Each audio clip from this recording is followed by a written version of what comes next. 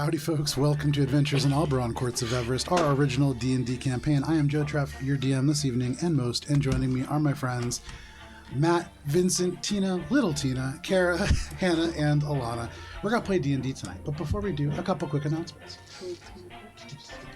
We played Mosaic Team 5. Our original Starfinder came last night. I'm using all the letters. Starfinder did come. I'm just putting them all over the place. It did. So yeah, Starfinder, it was a game that we played last night, Mosaic Team 5. There was a conclusion to a battle against Jimmy 12 Toes. And so you can see that when that re-airs, the third battle against Jimmy 12 Toes. Jimmy has no toes. He'll be back. We think. Who knows? He said it. He has at least maybe 6 toes.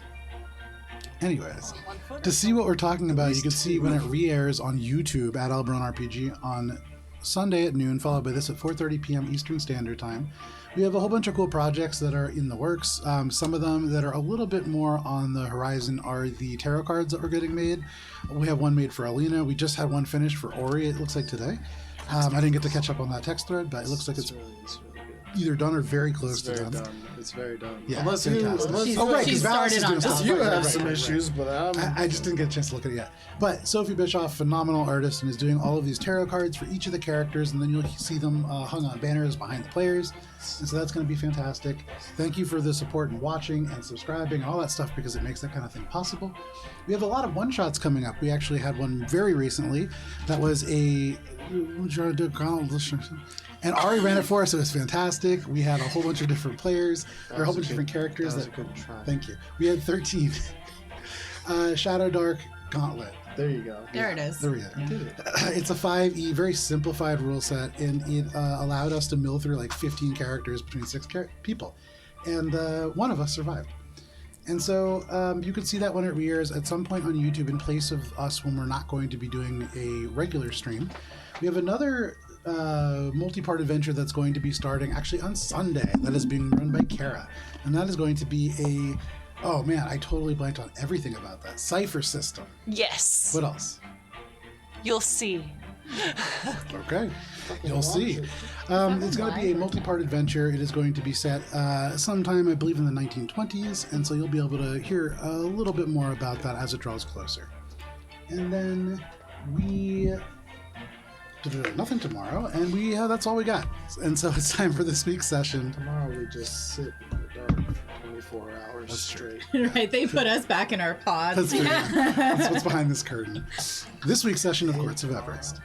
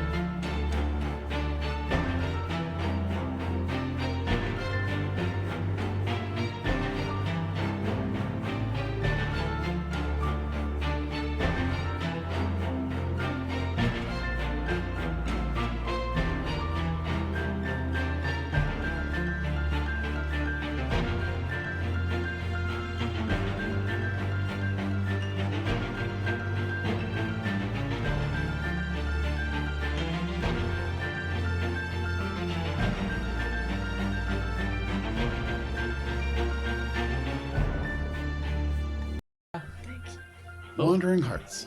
Last that we played, you were beset by ghosts that tried to possess you to force you to swallow the toxic air that you had found yourself within.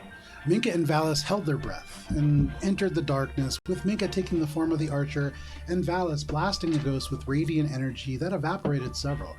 Alina and Ori both were a little bit more animated during this combat and took several gasps of the befouled air, but were assisted to safety in a variety of manners, some less glorious than others, some tugged along by strings. Cheshire cast slow on the ghosts, capturing several in the effect and very quickly turning the tides. You managed to vanquish these spirits one by one and then rushed through the area with dead oxygen, though Ori spotted a peculiar body amongst the others. This one was only half of a corpse, or at least half of a human corpse, and in place of a lower body, several giant spider legs had been sewn to the waist. His left eye was missing, and carved into the flesh that sealed the gap was a symbol that Ori managed to record on a piece of parchment that indicated that it was used as some kind of perhaps observation technique. You ventured further, passing yellow mold. Minka, being from this area, recognized what it was right away, and in addition, recognized some of these almost crusty-looking boulders were in fact husks of humans that had been consumed by this mold prior. You also remember that this was easily defeated by fire or sunlight, and quickly just burned the mold away like flash powder, though this did reveal something that Ori had initially overlooked. Along the cave wall there was a door that consisted of a pair of metal rings, one purple and one black, and above it read a single word in Elvish, sacrifice. Minka, as you approached this door, you had a peculiar sensation of loss that quickly jumped from one member of your party to the other, each of you feeling that perhaps beyond this door there was something that you had lost, or some answer to that, in fact. You opened the door, and Ori, really, though not in front, led the charge by placing several items amongst the statues that you found within. Most of his gold, several other things. But in this process, as you drew closer and closer to the door, Billy, you had been accustomed to loss a little bit longer than maybe some of your other party members, and recalled that Shar, the Lady of Loss, was a goddess of loss, not necessarily of found things. And in a moment where Alina was slamming on the door, attempting to get by, convinced that perhaps the Wild Hunt lay beyond, you were able to convince them to perhaps turn back and try a different route. But after being thanked for still being willing to follow you, you turned around, and with Ori being the last to leave, having sacrificed a little bit already, you made your way out of the Temple of Shar, which disappeared behind you. You made your way further into the caves. We can definitely go back. That was the best part. As soon as you said those words, Minka's I was main like, point was we can always come back later. No, you can't. As you round the corner, you found that the cave walls Second open up act to a much wider space, which for Billy was fantastic. Yes, it No longer was. was this as compressed and as compact, but for the rest of you who have a little better dark vision, you can see far off, really Ori being the one out in front, there is a number of shapes that rise along these ridges, and as two of them separate from the pack and begin to run off into the west, that is where we begin this evening. I'll pull up a little battle camera so everybody can see. So, does anyone speak spider? No. I did not bring They actually that speak spell French. today. Oh, Well, in that case, Are they beasts? go get Spongy. petit peu. Are they monstrosities? They are for sure abominations. So as you look out into this cave, you can see that there is this kind of archway of stone, and in this entire place, you can see none of this really reaches the ceiling, with the exception being those three pieces of stone that have these kind of platforms on them, one in the middle and then one on either side. Those basically rise up to the ceiling, and then those little kind of parts at the top actually touch. But there are still places where you can go and kind of perch up along there. The rest of the things you could, in theory, Alina, fly over, or for the rest of you, go around or underneath. So this is like the top of the cave. Yes, that is like the top of the cave. I wrote that when I looked, this guy had something on his shoulders. He has something on his shoulders for sure. As you look at this individual, make a perception check. Said something on his shoulders. Valis, what was your nature check? 17. 17. Are they This beasts? one I knew. With a 17, spiders are certainly beasts. Good behavior. Okay. I think I can talk to them. But even if I could, do we want to go by this peacefully, or do you want these dangerous things gotten rid of, since they live near your enclave? I want to get there safely. And if there are this many here, there are probably more further in. These are abominations. I can't abide them. Look at how they're stitched together. We need to cleanse this place. And like this Can I see conversation is happening behind you, Ori. And as you are like looking out, and as Alina says abominations, you can see first one of these long legs just creeps forwards and then creeps forwards, and then the body of a spider comes out. But on top of that, where there would normally be a head, there is, and you can see it's just like flesh that is kind of green towards the middle part where it's become gangrenous. But up aside from that, there is the torso of a drow that rises out. It looks pretty emaciated and diseased, but you do see, not across their shoulders, but really stitched into the shoulders and arms and where the hands would normally be, there are these long blades that are almost like scimitars, though they are rusted and kind of bent at odd angles. And I would say that you get the sense that though Valis says these are beasts, and that might be true for spiders, when Alina says aberration, that's probably a little more on the nose for this creature. And with a 30, you also notice that off to your left, only about 70 feet away, there's a very large spider that is certainly a beast. And with a 30, there are these two figures that run off into the side. And I would say you know enough to imagine that those are goblins. And they're running. They're running which way? They're running like, so you see this little L-shaped closer to where Tina is? Yeah, right there. They're running behind that, okay. and then they're looking like they're going to head further north down this cave and deeper into the Underdark. So they've seen us, right? Last time it seemed like they had seen us.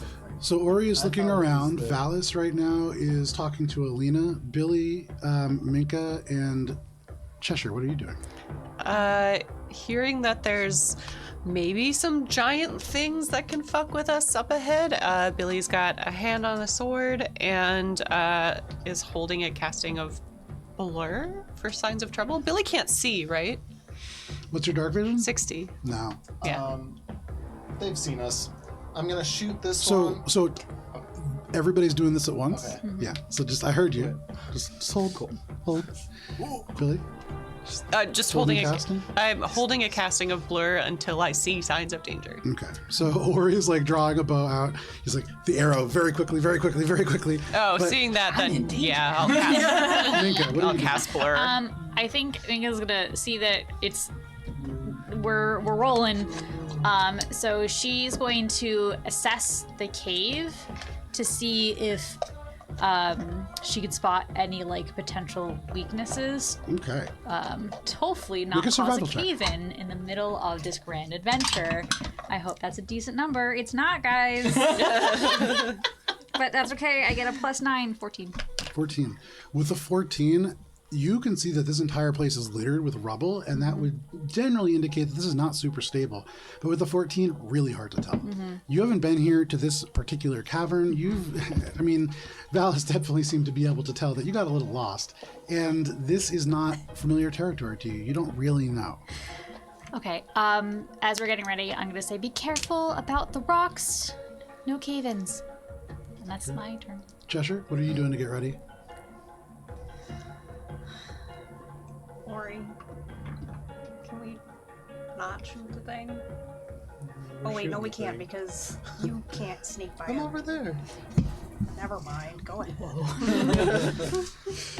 Okay, so it looks like we're going into combat. Is a sick bird. Billy, you cast Blur, and could everybody go ahead and roll for initiative, or you can get your shot off to start this combat. Oh, I'll keep it.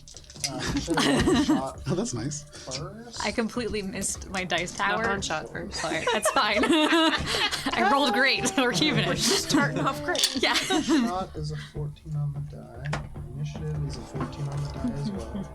Buy cards. So Get you later. Kara, what if we get a dice set and then we try to bless it in as many different ways as possible? 26 to And hit? then gift them to 26 definitely hits. Okay. So hold on to that for 1 second. All right. That's going to be a I surprise will, round. I will go. Okay. There's Billy, you get the casting of Blur off, no problem. Okay. So Let's put a pin in that. For everybody who's not Billy and not Ori, you can move yourself up to your movement speed before combat begins. So go ahead and place yourself wherever you would like to within your movement speed. As part of that, can I begin to fly? It's a bonus action. Sure. Thanks. It's yeah. Okay. Yeah. Can someone hand me a? Oh, one other thing that we have now. Yeah, new thing. So these should make it a little easier to be able to move around in the air. We have 2 of them, and they're modular, so you can pull them Using this apart. one, Each square is 5 feet, and so 10 feet is the 2 little. Yeah, you got it. Using it just to hold dice though. So. And it's clear, and you got the thing. Yeah, combat tiers, they're great. Fancy. I've been meaning to get them, and every time I go to check, they're sold out. And this was the very first time that we were able to actually get them. So I'm gonna, yeah, if they work out well, there's expansions that you can get to make them like taller and larger, and we'll do all that. But How tall is the Ceiling. ceiling? Sorry to interrupt. the ceiling, all the way at its maximum height, is about 45 feet. Do you want to move? So this will. I can't move. 2, 3, 4. I cast a spell instead. Wait, the things are 5 or 10? 5 is each square. All right, I'll futz around with it some other time. Okay. In the meanwhile, anybody natural 20? Me. Oh, okay. What's your dex? My dex, I believe, is +3. Let me Plus double 3? check. Okay. Yes, +3. No worries. All right. Anybody 25 to 50 to 20? Sorry. Dirty 20. Dirty for 20 for Alina. 19. Okay. Alina Oh, sorry, that's not in 25. It's okay. It's close enough. Worry in his own special 19 category. Anybody 18 to 15? Rez gets an 18. All right. 18 for Rez. I'll say Rez. 15 to 10? 2. 13. 11. Chad. Oh, look at that. 11 for Billy. And 10 Alice for at that Val. Yeah. Double digits? I know. That's amazing. So the way that this is job, going to Mike. start, Ori's getting the shot off. It hits, and you can roll damage for that. That is going to be the end of the surprise round, and then as this initiative starts, the bad guys are going first. The natural 20, followed by Minka, followed by Alina, followed by Ori, followed by Rez, then Cheshire, then Billy, and then at the very, very end, Valis. So, what was the damage on that? Damage was 21 piercing Okay. and 5 magical fire, and it was a superiority die for a trip attack, so it's a strength saving throw, DC 17 All right. on the scimitar. 17 is a meets it, beats it. And so they are able to just pull. And as you fire at this scimitar wielding one, and the fire hits it, you can see the green flesh ruptures and the fire is squelched. And it does about half the amount of damage that you would hope that it would do. Right. And Anything free else? action, can I, because this is the surprise round, can I free action be like, they've spotted us, 2 goblins running! Yeah, no problem. That is the end of the surprise round. That brings us to the top and to the bad guys. So APB on 2 you shout this out. Wait, does he want me to run as fast? I don't understand. Not you. Shotguns, obviously. The one who can fly! I'm busy. We got an APB on 2 goblins. Parts of reach. Car. Send the Serena chopper. is responding.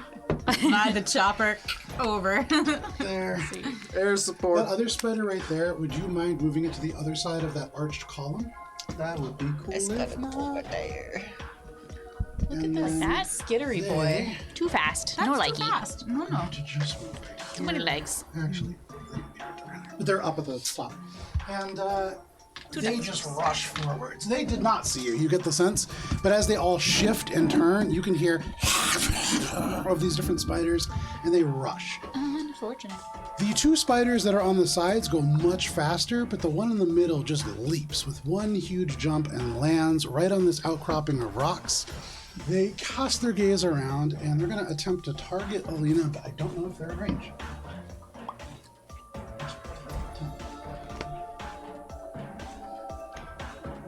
How high up are you flying? You said the ceiling is 45 feet. That's a 30-foot 40. 40? Is that 30 feet? Whatever that is what I did. No worries, 30 feet, and you would be in range. Basically, as long as you are not at the very top or the very bottom, you're going to be in range. It would have had to be under 35 feet because that's Yeah. my movement speed. And you're also And just not cheating. going to be like running your face along the top of the Yeah, exactly. So no worries, you are in range. All right, put them up. It reaches out, and you can see with this hand, there is nothing attached to it, but suddenly you feel your brain begin to tingle. Can you make a strength saving throw, please? Is this against a magical effect? It is not. Well, oh no then. That's an 8. That's an 8. Well, You shucks. are yanked off your feet, and you move just 15 feet closer to them. It can just be on the platform there. Vincent, you may. Oh, look at that. I know, It's isn't that just great? That's really good. so nice. And now that you are in range, the spider beneath is going to spit. And it just spits up, and Rez just goes, Elena, look out! And you are able to dodge out of the way because it is a natural one. And I do a just little goes roll in the air. straight over a barrel nowhere. roll. The other one unable to spit from where it is, and so that is all that they can do on their first round. In the very back, there is a churning amongst the webs and the kind of twisted elements that are wound into that. And you could swear that there may be other creatures just in the very, very back, but that is all that you could see at the moment. And there is a brief of bright light that comes from the direction of the goblins. And can you pull one of the goblins off the board? Oh. And that is all that they can do. That brings us to Minka. Alina, you're on deck. Minka, the arrow whistles out, and suddenly you hear footsteps, many of them as the spiders carry themselves across the stones. What do you want to do? Okay. I would like to target that rock next to the purple spider boy, and I'm going to cast daylight upon that rock. Okay. So you go ahead and cast daylight upon the rock. There is a brief shudder, and then this huge a glow of radiant energy just fills the space. Give me just 1 second here. Okay. Anything else? I, with my bonus action, I am going to channel chalice form. Okay. I was going back and forth with my brain about it. I'm like, we're gonna just chalice Hey, form. you know what? That makes sense. Old reliable, the stars spread out behind you, and suddenly, more than ever, the light is brighter in the space, and you realize it is because along the cave walls and along the floor, within the space that is bright light, you can just see shimmering bits of blue that just are scattered amongst the rock, that glow and luminesce from here. But that is anything else, Minka? Okay. I'm going to sneak myself over there. Excellent. So as you sneak yourself over there, Ori, you had felt like pretty hidden, and suddenly Minka's hand strikes the rock, and the rock just ripples, and these little crystals light up within just tiny flecks, almost like quartz, but they luminesce and fluoresce in this space. I'm ruining your vibe. I'm so sorry. Anything else, Minka? No, Minka actually did say that. So. That is Minka's turn. That brings us to Alina. Ori, you are on deck. All right. So first things first, before she forgets, Alina's going to say to Rez, go down there and distract the purple spider. No. She's gonna say, go down there and help Billy. All right, I got it. Okay. Begins to fly down. And then she, let's see, do we have the measury thing here? Yes. It's so hard to pick up. Tube, I think, is. There is a market for an easy to pick up like ring. I can't do it. Where's the? 60 foot. Oh, there it is. 60 foot line. I do need 60 feet, yeah, so. Val's got so excited. Actually, no, Val's it's a Vincent. cone, so it's fine. It's fine. With your powers Oh, combined. you get 'em, okay. Yeah. And yeah, they. Okay, so she is going to angle herself a bit so that if she messes this up and farts out a cone of cold instead of shooting it out, It goes up. it goes up into and dispels on the ceiling. Sure. Minka, you had seen previously that there's just rubble all over the place, and so you would imagine as you see like Alina take this charm and begin to tilt forward, if it does blow back and the caves are loose in any way, it's gonna be a problem. It'll be fine. All right, so let's see. How does this work again? I'm gonna open this. Versus charisma? Okay, so this is a charisma. Actually, might be better to cave them in. Wait, okay, competing check against the first creature it would hit, which is this guy here. Competing charisma check. Okay. I don't like how you said okay, but that's an 11. 0. Nice. All right, so now that means it shoots forward, which is very cool, and this is going to be cone of cold. I'm just going to roll on the. Oh no. No longer signed in. All right, it's 8d8. Help me out, kids. Yes. Here's some This is the D8s. second time we've got a call for G8 in the last 2 nights. Here's 6. Hi. Here's Oh my 4. god. Okay, I've got 4. Okay, I'm good. I'm Yeah, good. just like before, Kara has them all ready to go. Yeah. Okay. I think this is it. That's 8. That's 8. Okay. Yap! Alright. So we've got. Oops. That was a 7. 14, 21, 29. I forgot to set it up again. I remember to set up. Look, I remember to set up the close-up camera. Okay. And you got the intro. That's Baby probably steps. the Yes, baby biggest steps, important baby thing. steps. That's 38 points of Every little cold bit counts. damage, and Damn. I don't Just get the kill it. 4 bludgeoning. Oh, Damn. Unfortunate. But that 38 points of cold damage is the full amount that you would expect because as this burst, a cone of cold, it is just witheringly cold and there's instantly just a burst of snow that strikes underneath as any moisture in the air is just captured. But it strikes into this individual. These rocks all around him just flake off and burst. And they are struck full on with this. Anything else, Alina? Yeah, just kind of like free action. Anyone who's paying attention would notice that normally in battle, Alina is typically like having a pretty good time, but she's like deathly serious now. And as she hits him, she's like, I'm gonna cleanse this place. And she's like, she doesn't say it quite right, but you can tell she really believes it. Sure, no problem. So the voice doesn't match the attitude, but the attitude is what matters. That is your turn, Alina, and that brings us to Ori. Rez is on deck, and Ori, from where you are, Minka is certainly casting a lot of bright light. You have a pretty good view of what's happening in your immediate vicinity. What do you want to do? I think I want to. Thank you. Dang, I'm gonna have to move to hide, huh? Didn't think about it. I was just like, Ori gets hit a lot. Don't you stand next to him? Just ruining his Or whole is the thing. Simpsons? All right, I'm I'm in gonna. danger. Second time that joke has been made in the past couple minutes. Very I'm good. going to Good joke. Yeah, this is a good joke. run this way, Okay. skirting around the rock here, which gets me to here for my first movement. From here, I'm gonna take a shot at this guy. Okay. Bonus action, insightful fighting. From there, you're shooting like through the arch.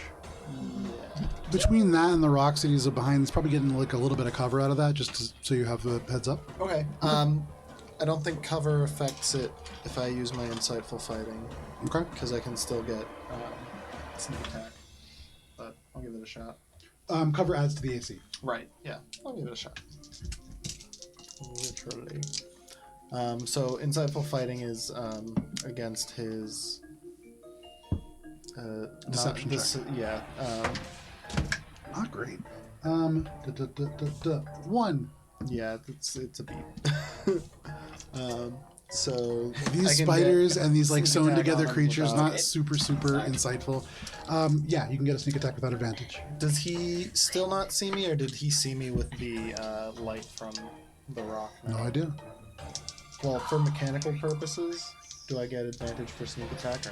You don't currently have advantage, but you used insightful fighting, so you have sneak attack. Okay, cool. Just wanted to make sure. Natural 20! There. Ooh. Alright, so That was a that's good gonna be- woo. Go It team. was, yeah. We need a natural 20 like Elgato button. Ooh, that's nice. I think that's just us wooing and doing really well at it. So, Oh yeah, if you can. We'll It's clip gonna that and be- use that. First I'll do I can do fire that. damage. Let's So 3 fire damage. I can- Come up, I was trying to multiplied. simulate the daylight. So 3 fire so. damage total. Yeah, Right. Plus another. yeah, because it would be multiplied Yeah, and then because halved. double, Yeah. Ooh, those are pretty good numbies. Alright. So I accidentally wiped off my spell slots. No. 48 No cheating today. magical piercing. Today. And, another Ideally, no cheating ever. DC but 17 strength save. Sometimes it just happens. Sometimes we're just bad at the rules. That is going to be not a intentional, flat eh? 20. Oh, so it is not tripped. So you fire into this creature, and it strikes almost dead on, and you can see this creature, it and falls off to the side, but scampers back up, and you can see the face on this is very strange looking because it's missing a nose, it's missing an eye, there's an ear that is completely gone. You can see flat parts of skin that have been just carefully puckered together with like little bits of stitching and little bits of bone, but they look with this one good eye around. Is there anything else, Ori? I think as long as I can't use my... I'm pretty sure I used my action search, but I'm gonna double check, because if I didn't, I would really like to use it now, because I'm gonna get fucking fucked by these spiders, but I think that's it. Okay, no worries. That is your turn, Ori. That brings us to Rez. Alright, You told him to help Billy? yeah, that and could so be a choice. admittedly he's not sure what Billy's gonna do. But I think what I'd like him to do is just fly down by that black spider. Yeah, I was gonna say And then based be on like, hey Billy, over here! well, based on what Billy does, which is typically rush forward with the sword, Yeah. I feel like Rez would know this is probably the target. But Rez he's is just gonna make fly he's forward. gonna make sure that Billy knows that that's the one that he's next to, just for full kind of transparency. Gotcha. Okay. Alina, I'm right, Billy. Billy, you hear from out loud somewhere in the battlefield, "Hey, Billy!" And you could do with that what you wish. But that is your turn, Rez. That brings us to Cheshire. Billy, you're on deck. I'm going to scoot down to the corner there where the rock ends. I have a line of sight. Yes, you do. And then enemies abound on the big scary guy, Ooh. which is I believe it's an intelligence saving throw. 16. That is a failure. Hey. That was one of his Loses the better ability rolls. to distinguish friend from foe regarding all creatures it can see as enemies, Oh, dope. and each time it takes damage, it can beat the saving throw. Nice. Okay. But whenever it chooses another creature as a target, it must choose the target at random from among the creatures it can see. That I can see. Yes, Fantastic. Okay, anything else? that's it. Alrighty. That is your turn, Cheshire, as you are able to just barely see this creature. You reach out and you are able to just almost dim its senses and make it so that it isn't quite able to track. From where you are, Aura, you suddenly see that one eye that is looking for you just loll about before it shakes its head and seems somewhat back into the game. But that is your turn, Cheshire. Billy, what would you like to do? Valis, you're on deck. Billy can't quite reach the black spider, so she's going to move forward 20 feet. Okay. 1, 2, 3, 4. There we go. You pull up short and you can hear from the other side, "Billy, you're almost there! Keep going!" Oh my god. I really can't. And Hexblade's curses this biggin. Yep. And begins to do the thing where they like have a double voice when they sing. And the harmonies don't quite match up as she casts Dissonant Whisper, a wisdom saving throw for the black spider, please. Very nice. So dissonant. Ooh. Yeah, so it comes out and it's a voice, and at the same time as a voice, it's a whistle, and at the same time it's a whistle, it's a hum, and there is just this sound that just kind of Nice. pierces through. And what kind of a save is that? Wisdom for the black spider. The black spider. For the black spider. Oh, you mean The yellow, No. No. this The one, black one. I Hexblade's curse the other guy. the big guy. 3. Sweet! Love that for me! You have to go look it up. Oh, no, I did. I rolled a 17 one time.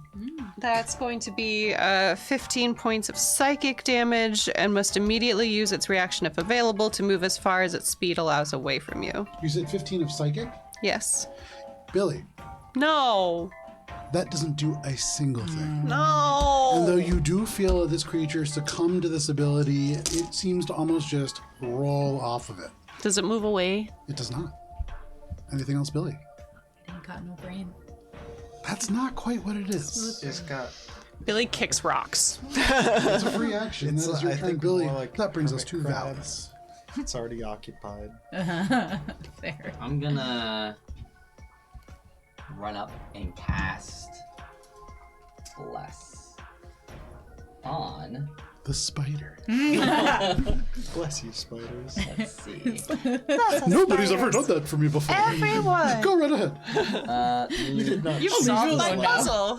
I'll do me, Ori, Billy, and Alina. Okay. Yeah, So second level. 4 blesses. 2, 4, 5, 6. That's my action. Blesses. That's my movement. Ability checks, saving throws, and attack rolls, or what is bless? Yeah. D4 Bless is to really good. all of the attack rolls and saving throws. Nice. Attack roll save. It's not ability checks. Yeah, bless is good bane. Yep. Anything else, Valis? Advantage. No. D4. What is it? Anything else, Valis? No, that's it. All right. Valis, you rush forwards, and as you do, everybody else, you see Valis just surge into battle, and that fills some of you with a sense of courage and power. This will be the 1d4 of courage and power. That is your turn, Valis. That brings us to the top of the round and to the bad guys. So, okay. Valis, you're in range of the spider already. This guy, is it at the start of the round, do they have to do the d10, or is that So just whenever for they're the choosing enemy? a target, they have to. It's chosen at random Okay. from any creature they can see. Okay, hang on a second. And they can see a lot of creatures, Joe. Yeah. These So little baby many spiders. creatures. Well, it would have to be one that's in range for it to attack, right? So Yes. there's 4. That makes sense. Actually, could Valis, can you roll a d4 for me, please? It would be cool. You if are it this wasn't guy. the one Can you hit that this we guy? He's also technically 3. frightened. Did I win? Right. What did I win? I think it's me. He's technically frightened. He is technically frightened. Of That's the mechanic of the spell. It's frightened. oh, So he can't move. but he doesn't know where you are, correct? Correct. Cool. I'm sorry, did he just meow when he jumped? Yeah. So he's gonna rush The forward. spider, Rez! They're normally Rez too small to invisible? hear. Yes, however, Rez called out, and that's enough to get them within their blind sense. As they rush forwards, Rez calls out to Billy, "Billy, you're almost there!" And in that moment, this creature just rises up. The eyes are like lolling over, and detecting Rez as the critical enemy in this moment, it is going to go ahead and take its multi-attack against Rez. Oh, okay. You know what? He's a tank. Honestly, he lives Yes, for this. he's good. The little potato body is going to take this like a champ. First roll is going to be a 25 to hit. Oh, Yeah. Miss. buddy. Hits his little potato body. He takes 8 points of slashing damage He's from the first. still up, boys.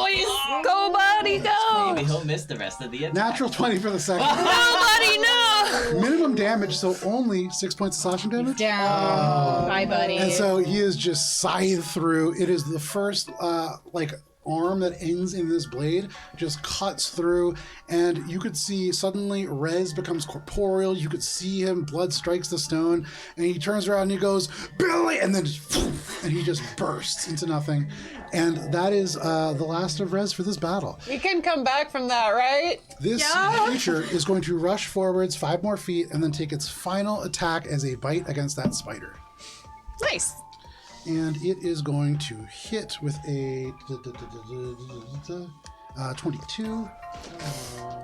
So you watch as it just bites in, and it is a sort of fang that is underneath the torso. It is not the actual mouth of the humanoid It's like individual the itself. spider fang still. Certainly. And it is going to deal 6, 7, 8, 9, 10 points of damage, and you watch as it just sucks something in from within the spider, and it seems to grow just a little bit hardier. Aww. It sucked out its juices. The spider that is in contact with you, Love a good Valis, is going to attempt to bite you. Strawberry. That is a natural 20 as well. Please stop making And so Valis... Oh no, I moved my D8. I'm gonna need it then. Where did I put it? Valis, you are going to be taking 8 points of piercing damage, and can you please take make a Constitution saving throw, please? Don't get poisoned or paralyzed or anything worse than that these spiders are likely to do because they're fucking spooky. It would be cool to not roll poorly. Constitution? Yeah. Oh no. Oh wait, hold on. You're constitute, Bless. right? You're paladin. Bless. Oh, it's not Bless. looking good right now though. Bless. Ooh, 15. No, wait, hold on. Because it's better than nothing. Yeah, the aura's already in here. 15. 15. Matt's That is color a commentary is music really pizza. hit or miss Oh tonight. my isn't it? goodness! Thank goodness for the bless. But interestingly, one thing just to take note of, as this huge spider crosses that last 5 feet, Valis, and gets closer to you, within that final 5 feet, suddenly you are struck by a wave of just this fog within your mind, and you feel like probably if you start your turn here, you're going to take some damage. This creature seems to be radiating some kind of a psychic aura. But that is all that can do, and that spider can do. The final spider is going to probably... Did you stealth at the end of your turn, Ori? Fuck no. Alright. That's why I was like, oh shit. With a mighty meow, did have my that action spider surge, also but I rushes didn't- forwards and tries to use take a it. bite on Ori. But I didn't use Take my a bite out of reaction, crime. so... Ori, you probably still won't need to. Does a 14 hit? No, but I am going to use my reaction. No, I'm not. Fuck it. So he bites out. You just move away. Even though Minka is backlighting you, you are still able to stay a little bit farther away from this creature.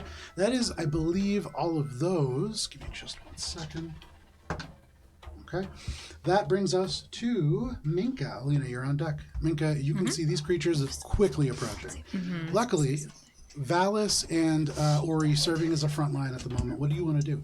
Okay, so Minka's gonna look around and then she's going to hit the mic. And Yeah. then after tapping the mic, I'm so sorry. So meta. She's going to get up into melee range Okay. with the purple spider and attempt a shocking grasp. Okay. Okay, that is a 27 to hit. A 27 absolutely hits. All right. You rush forwards, already electricity just from your grasp, and you grab onto this creature, and the little bristles of fur just ignite like a standing up on end being struck by lightning. All right. And so that is a total of 7 lightning damage. 7 lightning damage. All right. And then it can't take reactions until the start of its next turn. And after doing that, so it's What a great cantrip. Yep. That's how wizards get away from people. That's why Wizard and Baldur's Gate 3, yeah. You know. It's the wizard taser. Yeah.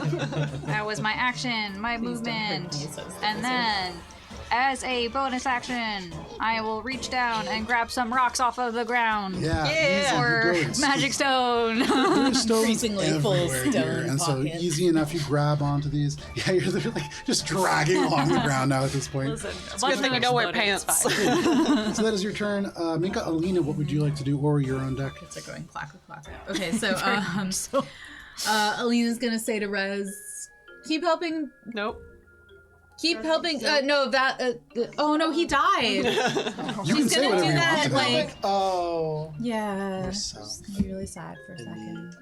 If she had a 1, she would pour it out for him. I'll be back No, in buddy. like an hour or so. Well, yeah. All right. So Maybe this fight will last. an Alina's hour. gonna be like, I'm a patient. And so she's gonna come down to stand on that little guy. Okay. Yep.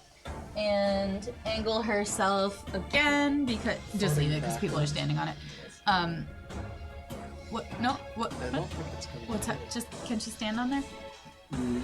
Okay, do your best. She's again Well, like gonna that cast works, like Cone of Cold, and it's the. Good lord. Amazing. Oh, that's pretty good. Okay. Amazing. And she's gonna cast it at both of these guys again. Doing the math in her head, she's really good at trigonometry. And the charisma save is whoever gets hit by it first. Correct. That'll be the bigger guy. The big guy. Yeah. All right. So have a larger radius. charisma save, or sorry, charisma check. No DC, just competing. 21. 0. Hey. That's pretty charismatic. Yeah. All right. So They're not being sewn I onto a spider. forgot the con save last time because as soon as I cast the spell, my computer was like, "You don't need to read the text of this spell." All right. So each of them makes a con save DC 18. Okay. One. The bigger one is 21. The smaller one is only 6. Okay. So the smaller one takes full damage. The bigger one takes half. Okay. It's okay. Roll those dice. 45 points of cold damage or half for the big guy. Okay, so 45 points of cold damage go onto this purple spider, and as that just rushes out, you can see the large one breaks the fangs away from this purple one, and in that moment, the colon of cold just rushes across, and that spider just freezes solid. You can see the leg stops, the other one stops, and right as it's about to just grasp onto you, Valis, this just freezes solid, and it is down. That's what the spell says happened. The other creature is still up, although you can see now taking pretty significant damage, and it's starting to look pretty rough. And Alina's gonna call out to Valis, take him out! No problem. That is your turn, Alina, and that brings us to Ori. What would you like to do? I'm gonna take him out, I hope. Okay. She's gonna just call it. She's not gonna be like, Valis, take him out. So really, you can internalize that if you want. I'm going to attack the big guy, knowing that I'll take an attack of opportunity. No, you No, don't. no, shocking grasp. Shocking grasp, right. It's currently seized. In that case, then, I'm going to run this way. 1, 2, 3, 4, 5, 6, 7, 8, 9, 10, 11, 12. No, yeah, 12. With a bonus action dash Okay. to get around to the back. And I'm going to fire at him from here, but then also shout to the group, I'm gonna go after the goblins so they can't tell the others. You put an ellipsis in there, so it's an action now. Okay, so you rush over using your bonus action to dash. You dart around to the side, breaking away from the spider just as Minka grabs onto it and begins to electrocute it. You use that window of opportunity to break away. As you run by that far back wall, you can hear an awful slurping and sucking sound that sounds wet and at the same time very rough. I'll deal with it after the shot. Hate it. Do I have advantage on this guy at any for what is because he's still dazed, right? No, He's not he's afraid. Oh, he's afraid. Frightened and cursed. Okay. He's having a bad day. Yeah, but that's not giving He's you still- advantage, he's still unfortunately. I think Yes. most of his days recently have been pretty bad, honestly. Plus a D4. He's not he's not like holding a balloon. Hell yeah. All right, that might be And it. he was turned into a horrifying 22? mutant by 42? 22 is a miss, unfortunately. Ooh, no, I got rid of precision. And so, unfortunately, though you are able to just skirt around the battlefield, the momentum carries you a little further beyond. I can use my action surge. Okay. So, sensing that you have this creature on the back foot, you push yourself forward, take one more attack. Nice. That's gonna be a 29. 29 hits. Plus, that doesn't do damage to it, dude. No. Alright. Unfortunate. Cool. And that's a sneak attack. I'm not going to use a superiority die, but it does take the brands, which were replenished because of the crit. Correct. So that's And this is a second branding, right? this would be the third branding actually. Not that it matters that much. I'm not doing a third brand though, but it gets the two that had previously been on. Co-branding is not Ori's thing. Ah, You can it stacks. Equal opportunity. So I lost my focus. Sorry. Oh, why is that? you're welcome. So that's 21. Sorry, 19 magical piercing, Okay. and then 9 fire. 19 magical piercing, and then 4, Okay. As you pull around the corner and you fire this crossbow bolt, it sinks into the rock, just missing, and you dig deep and fire again, quickly reloading, and it sinks right into the big abdomen. Yes. I didn't count one of the die. It's plus 3 more piercing. Okay.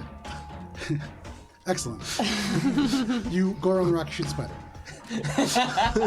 Anything else, Ori? That's it. Okay. Cheshire, what would you like to do?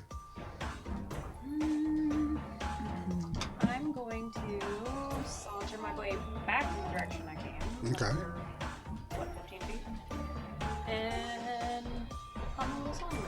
Okay, no problem. That's a free action. That is your turn, Cheshire. That brings us to Billy. Get in the mix. Billy's gonna go all the way forward to go to big spider dude Okay. / not spider dude / dude. Draw her blade. Spider / dude is pretty appropriate. Horrifyingly so, yes. Oh. 18 to hit. 18 is a miss, unfortunately. Okay. Oh, did you add a D4? That was my d4. Do I only get once per turn? No, I think it's for every attack. It's It is for yeah, concentration for up to a minute. Cool, that's better. So that's math 24 to hit. That hits. Cool. Just barely, but that hits. I just like that that's just barely. Yeah, don't like that at all.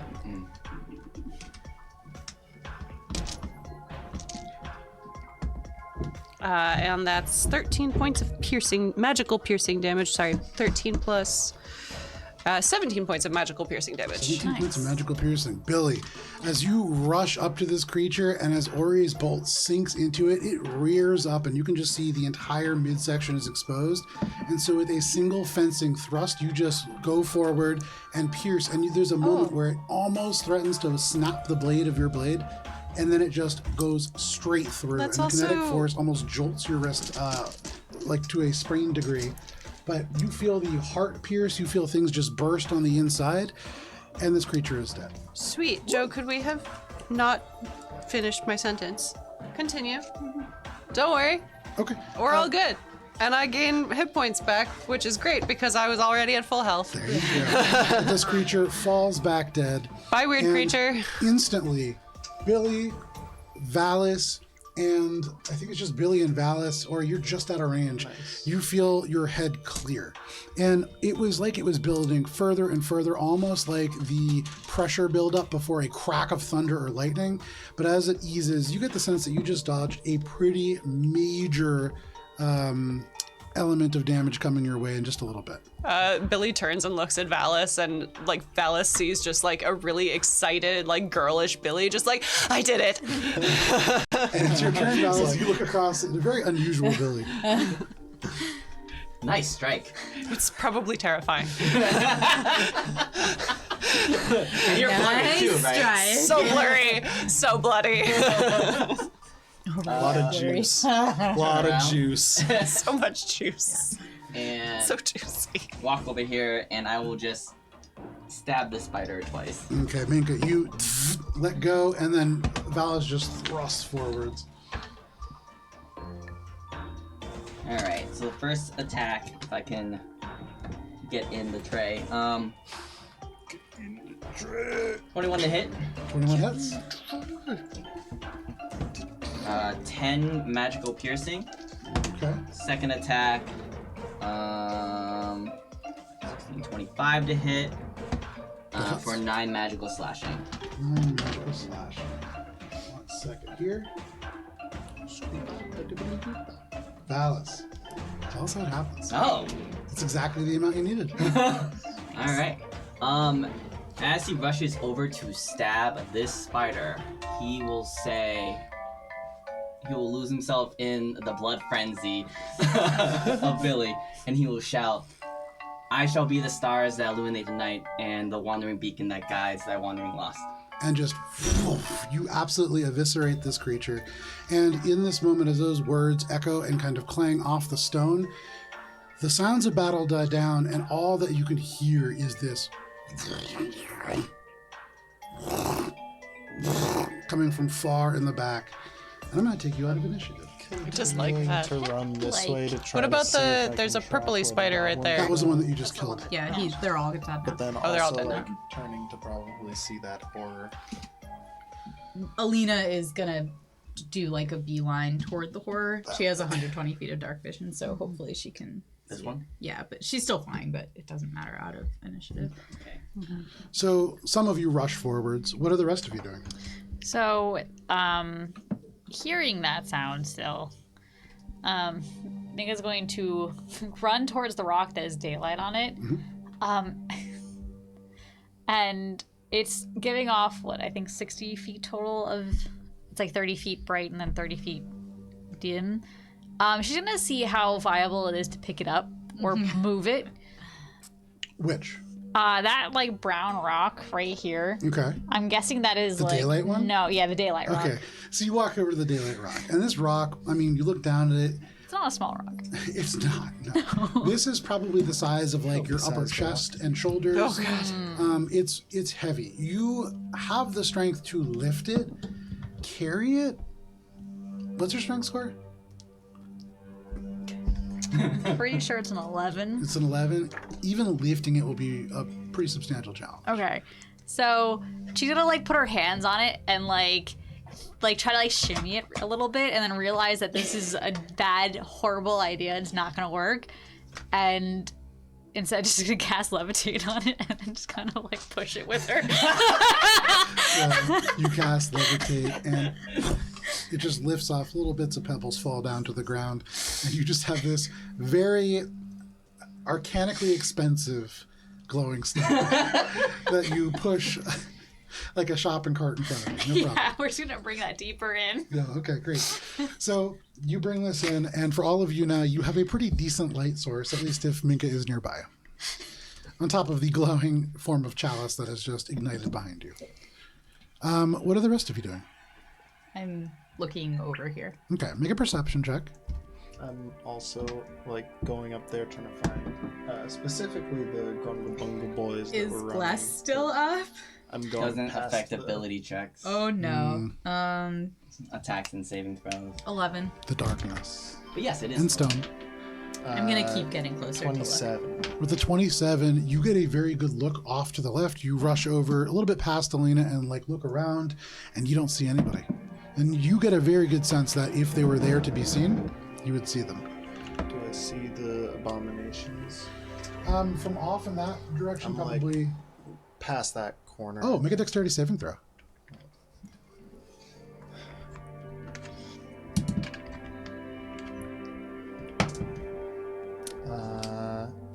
Plus is still up, so you actually get the D4 for this. Oh, cool. As it is a saving throw. So it's saving throws and attack. Yes. Alright, so.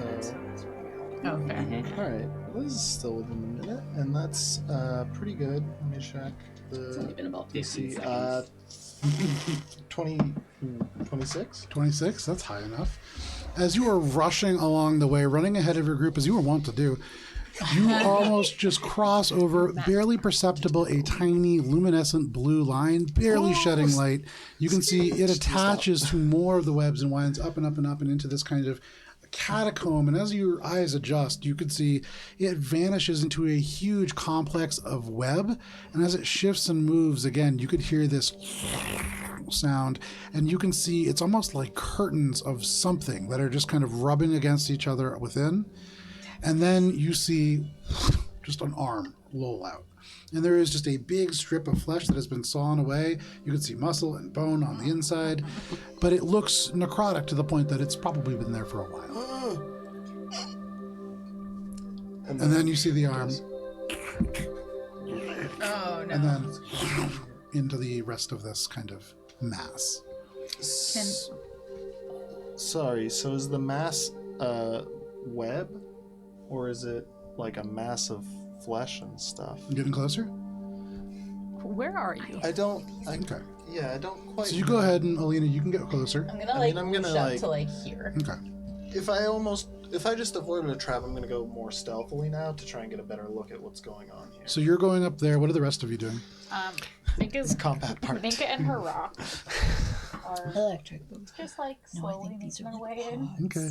It's like So the two of you, or you go like really sneaky, you up into the stones, and then suddenly this glowing light just slowly emerges. And as it does emerge, there is this kind of shifting, and it's like the mass in the corner kind of pulls a little bit away from it. And that is what you see. Or you feel very hidden, for what it's worth. Billy's gonna look around for Cheshire. Okay. You look around, and if you search for a little bit, you can probably find Cheshire because they're singing in the corner. Gotcha. Cheshire would have made her way out at the end of the combat and following behind Minka in kind of like the dim light range. Yeah, doing her best to not be seen. Okay. At least not obvious. Okay. Like Sorry, go ahead. I'd like to examine the monstrosity, The spider. drow spider thing, Okay. for 2 things. The first thing is just to see if it has anything worth taking, Make an investigation check. and the second thing is to kind of examine it and get, kind of like a description of it, so that I can later relay to, hear what this thing looked like. Make an investigation check. Much Alright. later now. So, Damn. there's been a lot of spider stuff, but it's all been like amalgamations of spiders and stuff. And this seems like, if I'm getting it correctly, it's webs again up above everywhere and like a mass, and there's just like bits of flesh and stuff and.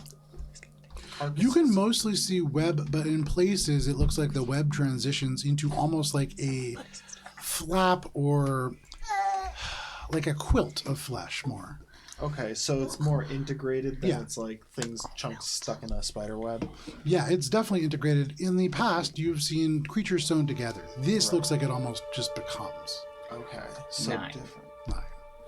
With a 9, hard to tell. I mean, it's pretty gross, and you're not. Billy's Found this gross thing. Billy's over there and like kind of like helps by like holding things up and like looking around and just trying to figure out what this thing is. Okay. Having seen, stitchings happen before. Make an insight check. Valis, you hold it as best you can. It's really gross in your out, so it's hard. No, so There's also a 9. It's probably just there to be real creepy.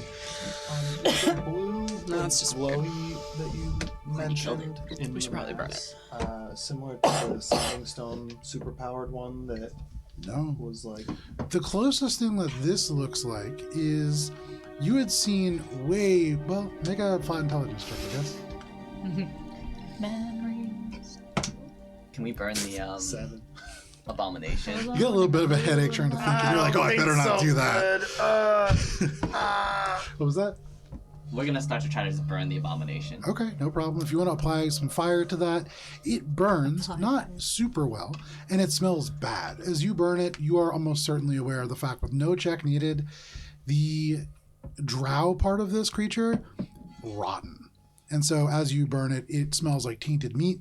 It smells vaguely sweet and like just horrible body odor. And that just kind of wafts. And as you burn it, the smoke does begin to kind of billow into the cavern. And all of you, whether you want to smell this or not, it becomes pretty pungent in here. Very quickly. Welcome. Also, as you burn this spider-like creature on the body, the individual filaments begin to kind of catch and then break off.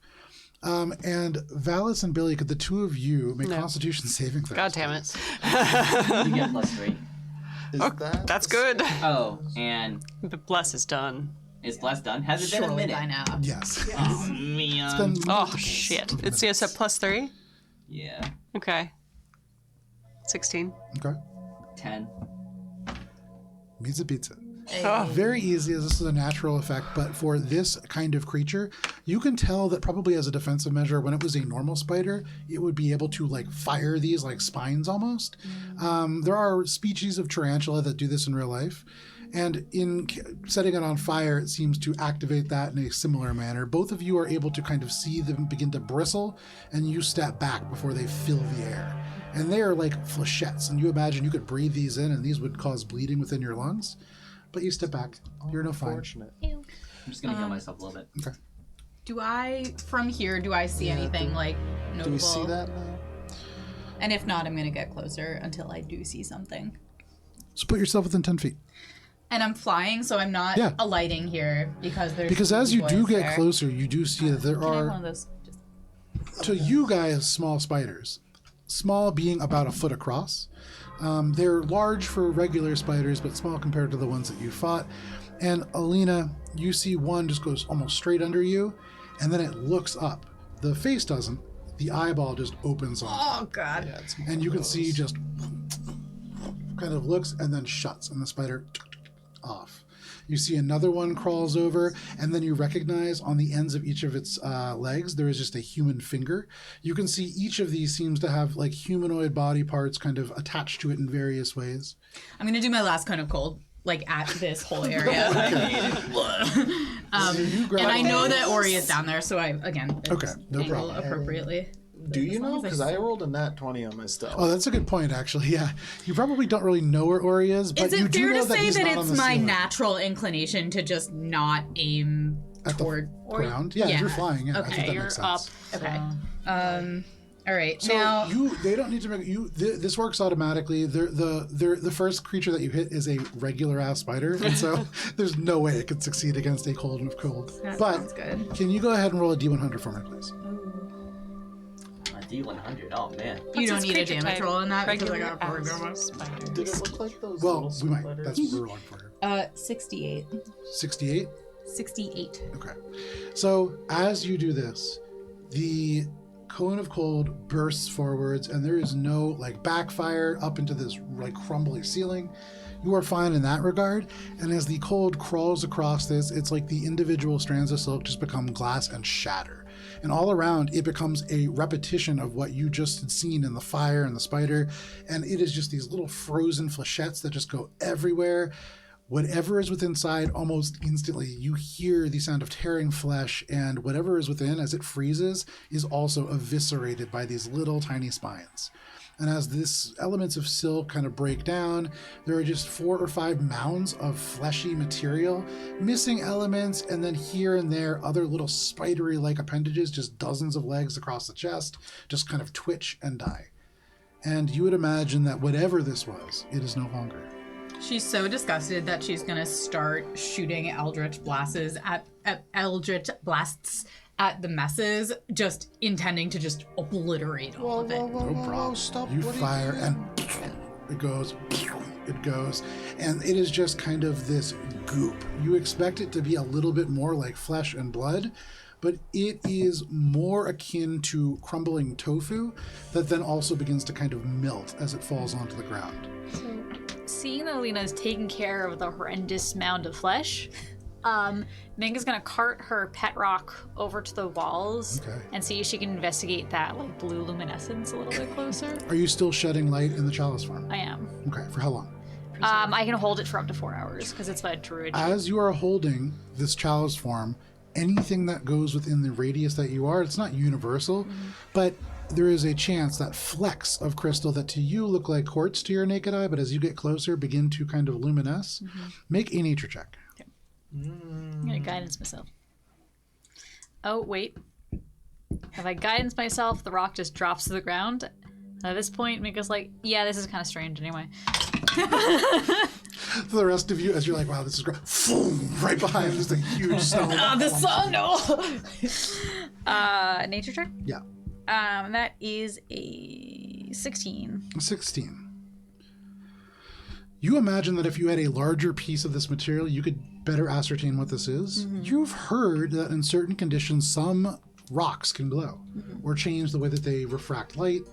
And interestingly, you've never really thought about this, but the light that you shed when you are in this chalice form probably has some pretty unique qualities. And as you walk around, for everybody else, it does look a little bit, as Minka kind of gets close to one of the stones and peers out, that Minka is just standing in front of a flat sky of stars, as each of these little crystals twinkle in the stone here. Well, should we keep going? Well, we can't just go back. I would very much like to be out of here. Processing area. I'm trying to Make an insight see check. what's going on here as I would say make an insight check at destroying disadvantage. it. I'm trying to get Alina to stop so that I can investigate it, but Alina's so anyway, I just started blasting. Yeah. Are there any She's got like righteous fury in her eyes, you know, like. particularly big nodes of stone illuminated by Minka's light? Can I make a check to see if I can spot one? Yeah, make a perception check. Insight check. Terrible. Dirty 20. With the dirty 20, Terrible. You try. you see these little spiders like crawling away, and though they freeze and die, Roll a dice and limit. you are noticing that each of them does have like humanoid parts, and you've seen larger amalgamations. Let's probably have to start somewhere. You're not 100% sure, but there may be some truth to that. I was looking more at the masses that were like. Yes. Oh, okay. So those are still just spiders. So those are just frozen bits of like crumbling biological matter that now, as like the ice begins to kind of thaw out, as the water drips down, begins to run away almost like wet wool. And there is definitely biological components. You can smell like fouled fat, you can smell body odor, but it's not flesh. It's very peculiar. It's been transformed in some way. Like true amalgamation. Yes. Okay. That's horrifying. Or he's like, oh, we should keep moving. Would it be safe to assume this is more of the psilocybin? That's a pretty safe assumption based on the horrors before us. I agree. Alina alights down next to Ori and she's like, let's go. And then she looks around and hopefully spots Billy and she's like, great kill, Billy. Let me just remind you all that a few of the Gronga Bonga boys did head off in that direction and are probably going to want more Gronga Bonga boys. Is that what you meant by goblins run fast? Very It's succinct. not I exactly thought you what wanted I me to run said, but fast like a goblin. I said that. Neither here nor That Once makes more again, sense. Ori's communication skills, so helpful. Well, let's follow then. You begin to walk. I mean, are we following or are we trying to find a way out? you Because stop walking. We had been following footsteps, right? Because we figured the last session we saw footprints and we were like, that's probably a way out, and we were lost. So we decided to, because if we found this whatever camp they have, then that would help us find the way out. It's that way. I go the don't way she's pointing. think we saw footprints. I specifically said, Last time we did. It was did. footprints, yeah. oh yeah, Grungle Bungle boys heading in the same direction. Yeah, we saw footprints and then we were able to ascertain larger Yes. spider-like but deeper footprints, aka Big Spider Boy, who was rotting in the corner but is now burnt. Yeah. Burn Or is rotting. continuing. Okay. You continue. Is Cheshire pointing the way that direction the of the Gobos Gobbo went, or boys. is it a different way? When you look at the way that Cheshire is pointing, it's the same direction the goblins went, same direction as the one set of footprints that you can see from those goblins went. There are a number of other sort of tracks that indicate dragging more than anything else, but that's what you would see. I'm going in that direction. Okay. All right. As pointed. The other Gobbo disappeared from view, right? Someone follows directions. One of them like straight disappeared. The other one ran. Okay. Alina's gonna hand her ring to Billy and be like, I'm gonna see if I can resummon Rez. If we get there before an hour, I'll just come back, but like, might as well. And within the ring, she's gonna start the hour-long ritual to summon Rez. Okay. You sit down on the ground within this space and you begin to just put these little symbols into place to bring Rez back. Minka's gonna hold Chalice form. She Okay. can hold it up to half of her druid level. Just because if she doesn't, then we're SOL until we rest. So We'll be fine. she's gonna hold it. So just be a little glowy for a while. No problem. You hold it, and as you begin to move off, there is a point that you come to in about 10 minutes. And who's taking lead, by the way? I think Okay. I currently was, but if someone wants to catch up and take lead, I wouldn't fight them. Okay. Well, I thought that you were asking still about if we were turning back. So. Oh, but then Cheshire pointed in a direction, and I Okay. started going. Ballot said yes. Yeah, I just hadn't like Yes, really. Yeah. Okay.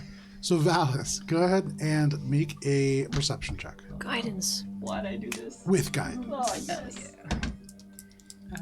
Billy's probably near the end, just like worrying the Alina ring and like. Sure. 17. Inside, Alina's like, oh. 17. So we can hear and talk to each other if we want. With a 17, It's so nervous. you see up ahead after about 10 minutes, the cavern's getting much closer together. And while you might be worrying with this ring, it might be because the walls are getting, again, much more narrow. The ceiling, again, much closer. But up ahead, it seems to open up, and you realize that's not quite true. The path splits into 3. Minka, with your chalice form up, there is a distinct difference between these three paths. The one on the left glows with blue in all the different surfaces. It's stronger here than it has been in any other part of the cave. And with your check, you hadn't seen any large section of stone. Here, you can see a few that are about the size of like an eraser at the tip of a pencil that are a little bit larger than the ones that you've seen. Nothing truly huge that you could like, that you would be able to use for any real analysis. But there's definitely more. And the other two are just dark. It's almost like there is a painted line where these crystals form and then they just stop. Well, that's interesting. What's interesting? Do I notice that, or is it just Minka noticing that? No, so anybody who sees where the light of the celestial form sort of touches, the crystals that are there slowly begin to glow a little brighter and brighter until they are luminescent. So one of the paths is lit. Correct. The path that we came from, is that also, like, does it look like it's a continuation, or is this like... It looks like it grows stronger in that direction. You think we Minka. should follow that one? Yeah, I'm inclined to follow the glittering path, but what do you think, Minka? I mean, it's very strange. At the very least, What kind of it's unique. stones are these, do you know? I don't really know. They're so small, it's so hard to tell. Everything kind of looks like quartz if it's clear and kind of vaguely crystalline. I will, though, look. She kind of like looks around and sees if she can see any chalk marks or any suspiciously clean spots on the walls. There is a place within the glow where you do see lines of darkness, and this is where chalk has come down. And at first you're like, oh, it's just rock, but with this newfound sort of glow, you can see the marks very clearly. They haven't been washed away. At first it's kind of harder to see with the new way that you're perceiving it. There are marks along the glowing cavern, and then there's a few marks that are along the far right cavern as well. Okay, well, there's some marks down this way and the right one. So, considering I don't know. Let's just head down this one, because at the very still least it's tracks unique, so for we'd be which able one to the figure out dog how to get was back down. here if it's wrong. Make a survival check.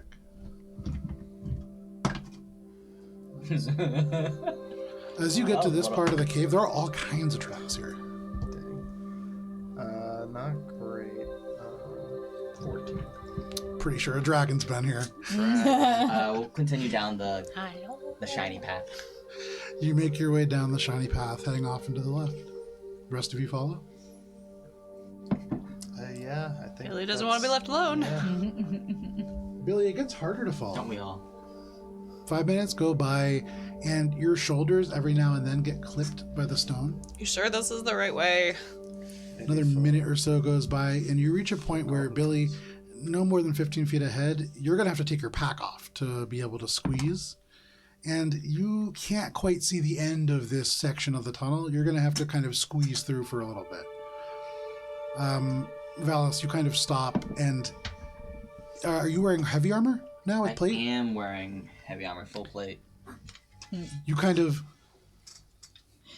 Did Sylvie just laugh at him? and you recognize wearing heavy armor, you're not getting through here. No, hey, just scooch up. Get Oh, through. actually, no, still not getting through. Just turn sideways. If I get- two-dimensional. if Or I he's get trying to in get front of a you, couch it's right now two-dimensional. through like one of those half windows in a bathroom. Is the entire passage this narrow, or Try just some. a bottleneck, like just a part? For at least 15 feet, it goes this way, and then because it is so narrow and kind of comes in places and in places and then gets wider and bulges, you can't see much further than that. It's at least 15 feet further. So would you need to be small to get through, or would it be No. feasible with like... Any of you can get through Heavy as long as you're not wearing heavy armor and as long as you are not a large creature.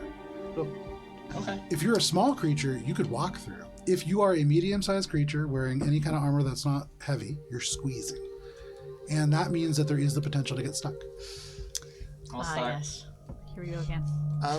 Look, This is much worse than before because unlike the last time, there isn't mud, there's no kind of like lubrication. This is just stone. And so if you get stuck, getting out is really hard. I mean, you're going to lose material and whatever Minka, gets kind of you're- stuck. And the professional in this situation. How do we get through here, or should we just go and try one of the other paths? Because this makes me convinced that this is the correct path, because otherwise why would they make it so difficult? Well, I don't think it was made difficult. I Well. think it just is difficult. And Minka's gonna like look at this rock and be like, "Is this naturally formed, or did someone like chop through it?" Make a survival check. I will start to doff my armor. Okay. 18. 18. So Val, as you begin to like unstrap all these elements, and yeah, Good job. you're like, man, I wish I had a squire. I wish I took that noble background. But Wait, I do have a squire. that's true. But your squire at the moment is like staring at the wall. And with an 18, it was not dug by tools, nor is this a natural forming sort of cave. It looks like it, but that's very deceptive. There has been magic applied to this. You can see something akin to like mold earth or shaped stone, but not only has the spell been applied, a very masterful sort of somebody who is very familiar with these caves had to have done this because it looks very, very natural. It took you this pause and to really analyze it to tell, but this is certainly an impediment that was created by magic. Okay, well, Ori's not wrong. It is a magically created bottleneck. Yes, as I astutely observed. was So, very astute. should I try to maneuver through this? I mean, if you get stuck, I'm prepared this time. Though it will probably be uncomfortable, but you won't be trapped forever. I suppose since we don't have res at the moment, and all right. Good luck. You hear a tiny voice that's like, I'm working on it. Try to sneak my way through. I guess not sneak, but Shimmy. shimmy through. I'm Two-dimensional. pressing Sidle. triangle to Make an start acrobatic going check. Yeah, through you're the- strafing. Press triangle to acrobatics. Just gotta keep pressing it really hard. Oh, though. that's pretty good. That's what I do. Every Yeah, the time. harder you press it, the more it works. We know this. Animal Crossing, just fish. Yeah. 26. 26. Turn the turbo To the on. 26. Second, you squeeze, sucking in the oxygen into your lungs, just pulling yourself as flat as you possibly can. You line the rivets in your armor up so that they slide along the stone and it doesn't catch into the leather. There are places where you have to take your hands and climb up and your legs not even touching the ground. You have to haul yourself over. It's very tight. But you make it. Hey. Hey. And you emerge onto the other side and Stealth. you go stealthy. You're There on are one piles of wall. stone everywhere. You're part of the walls. wall. Yeah, no problem. And it does open up here. It's still a tunnel. It's probably about like 20 feet wide here, probably 10 feet tall. It's certainly easier to traverse, and it gets wider even further on, probably about 60 feet further. You can see it gets a little bit bigger. There's stalagmites and stalagmites here. But make a stealth check. Who's going next? And I'm gonna try to get a glimpse of what's going on, like if there's any creatures or objects. Well, we'll do one thing at a Yeah. time. I will. 27. 5 minutes will have to pass first before I go next. Okay, Does so anyone, we'll hold on to that for a does second. anyone try to go before 5 minutes? So, No. it's about 15 feet. Yeah, through. Binga's gonna look at it and she's like, well, I could burn a bunch of spells and make a wider path. I got through. Okay. Take a look around. Okay. I will wait for Ori to tell us if it's worth going around the corner. And then I can just open up the path more. It will just take a minute. Okay. So, or you're going to Should scout I ahead? stop taking my Yeah, I wanna. Oh. yeah. Yes. I wanna see Because if what- I cast what, magic, it'll what's go in much front of us faster. here. Okay. Stealth. So you begin to creep ahead. With your stealth check, you feel pretty confident that nothing will be able to immediately see you. When you crawl forward about 10 feet, it gets even wider here, but the stone is definitely shifting in nature. And ahead, make a perception check. Because it's all rock, but it's weird looking. 27 again. 27. You wait and you let your eyes adjust. You let the whispers of your party in the background just kind of fade off into the back. And as you concentrate, you can differentiate in the dark that there is two slightly different colors of stones. And it's because part of it seems to be perhaps man-made. The other part of it is natural, but they're the same kind of material. One's just worked and the other not. One is angular. You can see what looks like maybe a wall just barely peeking out of the stone.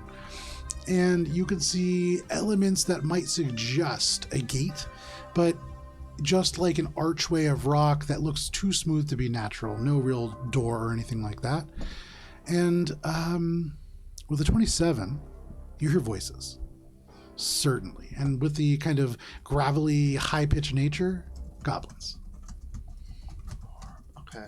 I'm gonna sneak back to where, like, within range of hearing of the group. Okay. Pretty much like up to the crack here, Sure. the crevice. Like, I hear some goblins up ahead, but it's clear enough on this side. Should we keep going?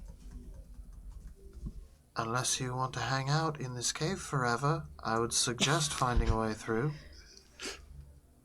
What I was don't it? want to do that. Was it like a cavern on the other side? It opens up about 15 feet through, and I'll then take the right path, but it continues further on, but I started to hear voices and didn't want to, find them immediately alone. On this side of the cave. Okay. Alone. Okay. Waiting for everyone else. Yes. Okay. Alone. Okay. We get it. Okay.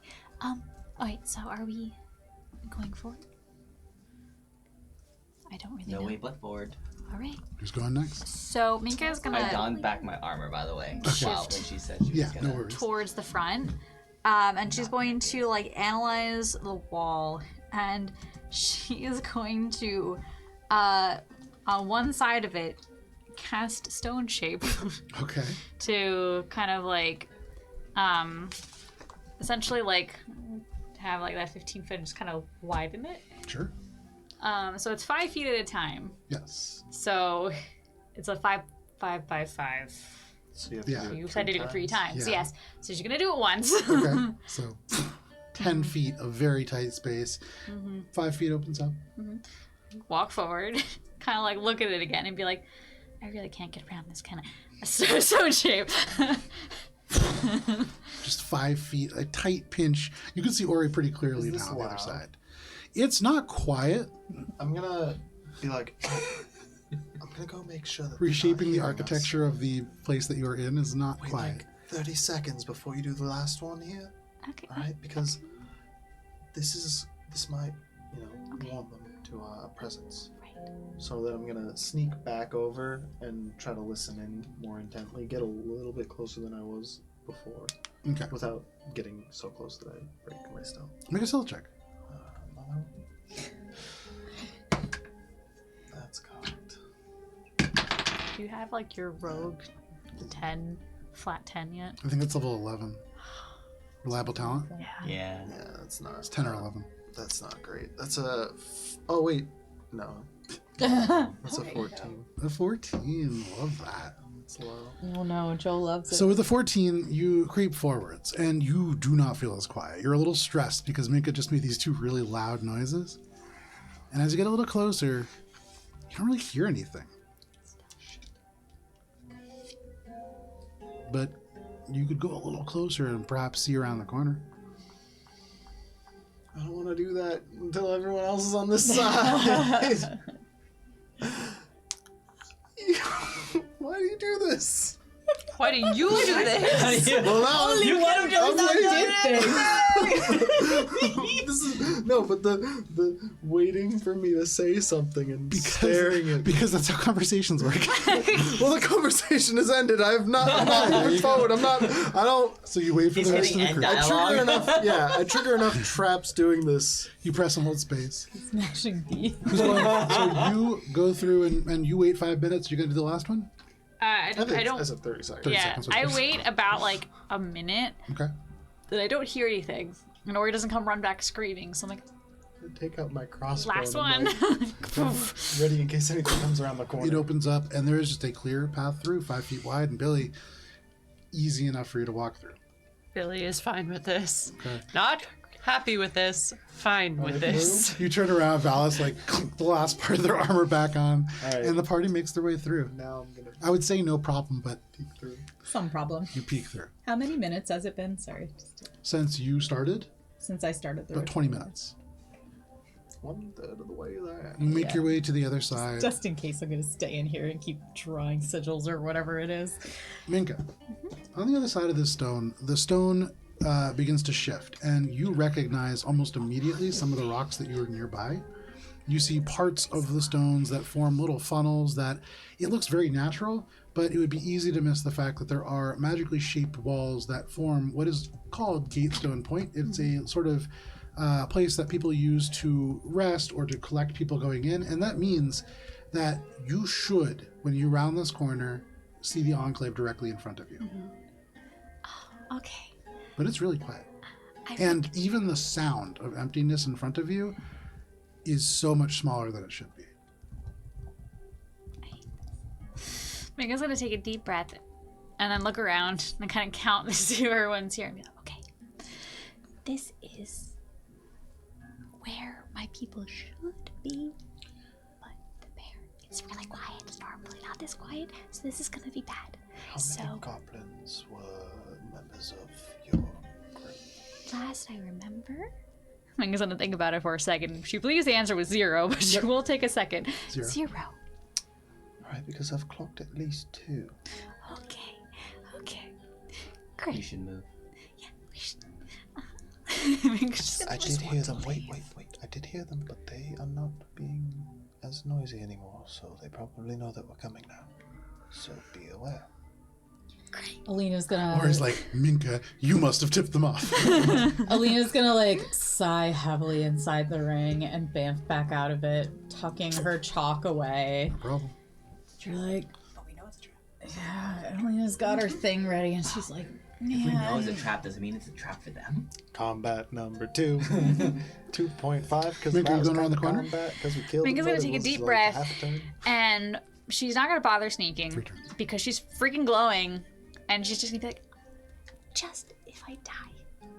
She just kind of walks around the corner and looks. If you die, what? Minka just walks around the corner, and Minka, you see in front of you Gatestone Point. You see the wooden walls that have been put up and would normally form either side of the flank. You can see these stones that kind of break up the path that make it kind of hard to see the unnatural parts of the structure. And there is like 30 feet of space, and then where there should be pathways of wood that are laid out to bridge the various platforms together, there is just a wall of rock. And a big pile of like barrels and boxes and all kinds of things there. Would a visual perspective be helpful? Yeah. Okay. Well, because it is 8:30, why don't we take a quick break? We'll use that time to clear this and put the other board out, and Get ready to we'll see you in just a little bit. There is going to be a countdown on your screen. We'll be back when it's It's done. over there, Bye-bye. I think. It's over there.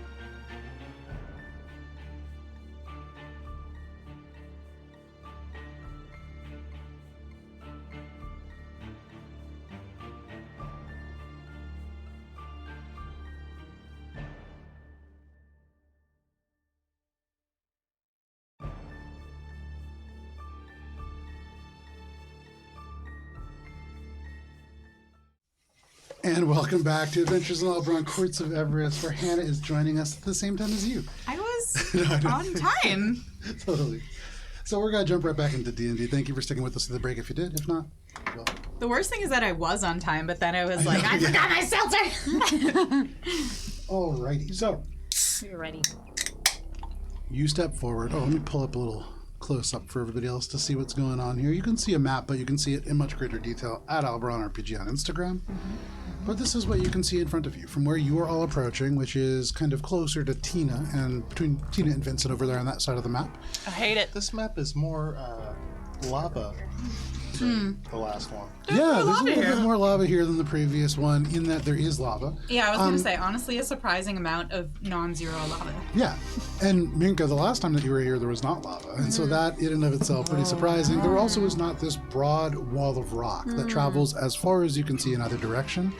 It seems to seal off the place that would become the enclave further beyond. You do see everything that you see in front of you, with the exception of any of the kind of humanoids. None of those are immediately apparent to you. You guys, this far down, Minecraft just told me there's diamonds. Gotta look real close. So Minka's gonna like look forward and be like, "This isn't right," and kind of like.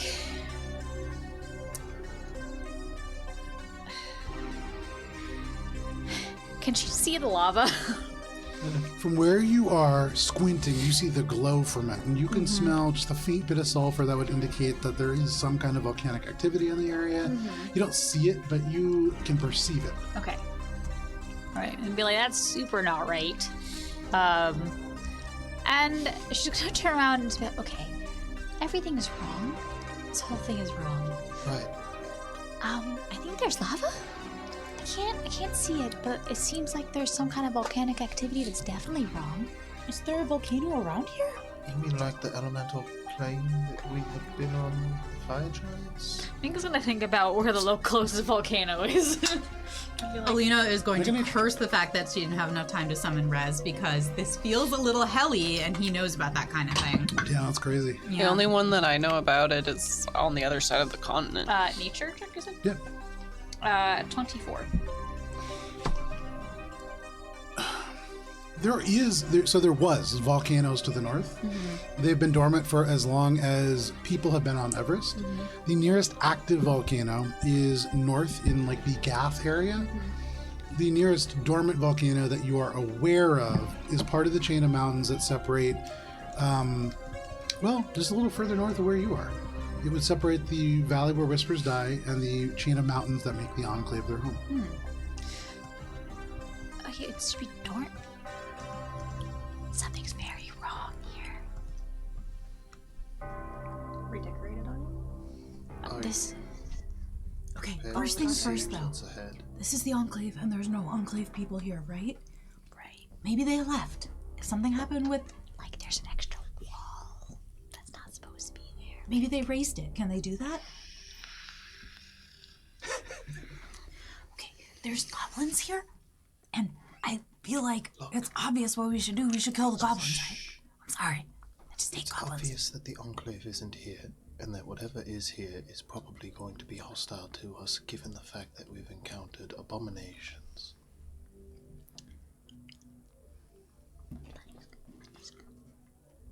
That just. Minka just turns around and starts walking towards. The other direction where we came No, from? walking like in. Oh, in. Wait.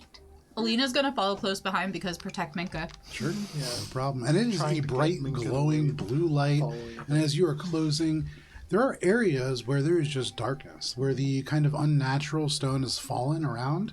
There is none of this kind of shimmering material, but you do see it in the stone that you are familiar with, and anybody else in this region would see you coming. It is bright blue light. Yeah. No, I'm not subtle. No worries. And then hearing Ori be like, "Stop," she's gonna like turn around and be like, Where are you stopping? she's gonna move about 5 feet more forward and then turn around and be like, Can you put Alina next to her, please? Billy follows Alina, To avoid suspicion and getting as is custom. entering a fortress. Usually it's Alina following Billy. Chancellor one would or the like other. to do her best to go snook. Okay, make a stealth check. That's a 31. Oh my god. You said they knew we were here. What's the point of being sneaky? Might as well be able to get a first shot off. I'm gonna not be sneaky. You'll be sneaky. And then she just turns around and starts stomping towards. You stop about 15 feet forwards. Stealthily after. If you could make a stealth check, if you could put Alina and Minka 15 feet forwards, And Billy. and Billy 15 feet forwards. The dream team. Oh yeah. Yeah, it's not. Not great, but I'm squishy. also stealthing like What was your stealth check? 16. Wow. Okay. Yeah, I keep rolling terribly. So yeah, it's Oh, pretty sorry, bad it was for you. 18 this Oh, time, okay, okay. But still, I keep rolling So terribly. you take a first step, you hear like a little crunch of pebbles, you're like, don't be like Valis. You take another step. This place It's is a extra smaller crunchy. crunch. What the fuck? But Cheshire, you feel very hidden. You feel a little hidden. For the rest of you, you walk forward and basking in the glow of Minka's light. And as you get to right where Minka is, suddenly you can hear from up on this wall, Wachaka! And there is a, as the magic fades, and you see, as they're going to all get, because they rolled, they are all going to get their surprise round off, Oh man. a wall of archers. Was that where the wall was that wasn't there before? No, the edge of the board. Oh, it's back here. Okay.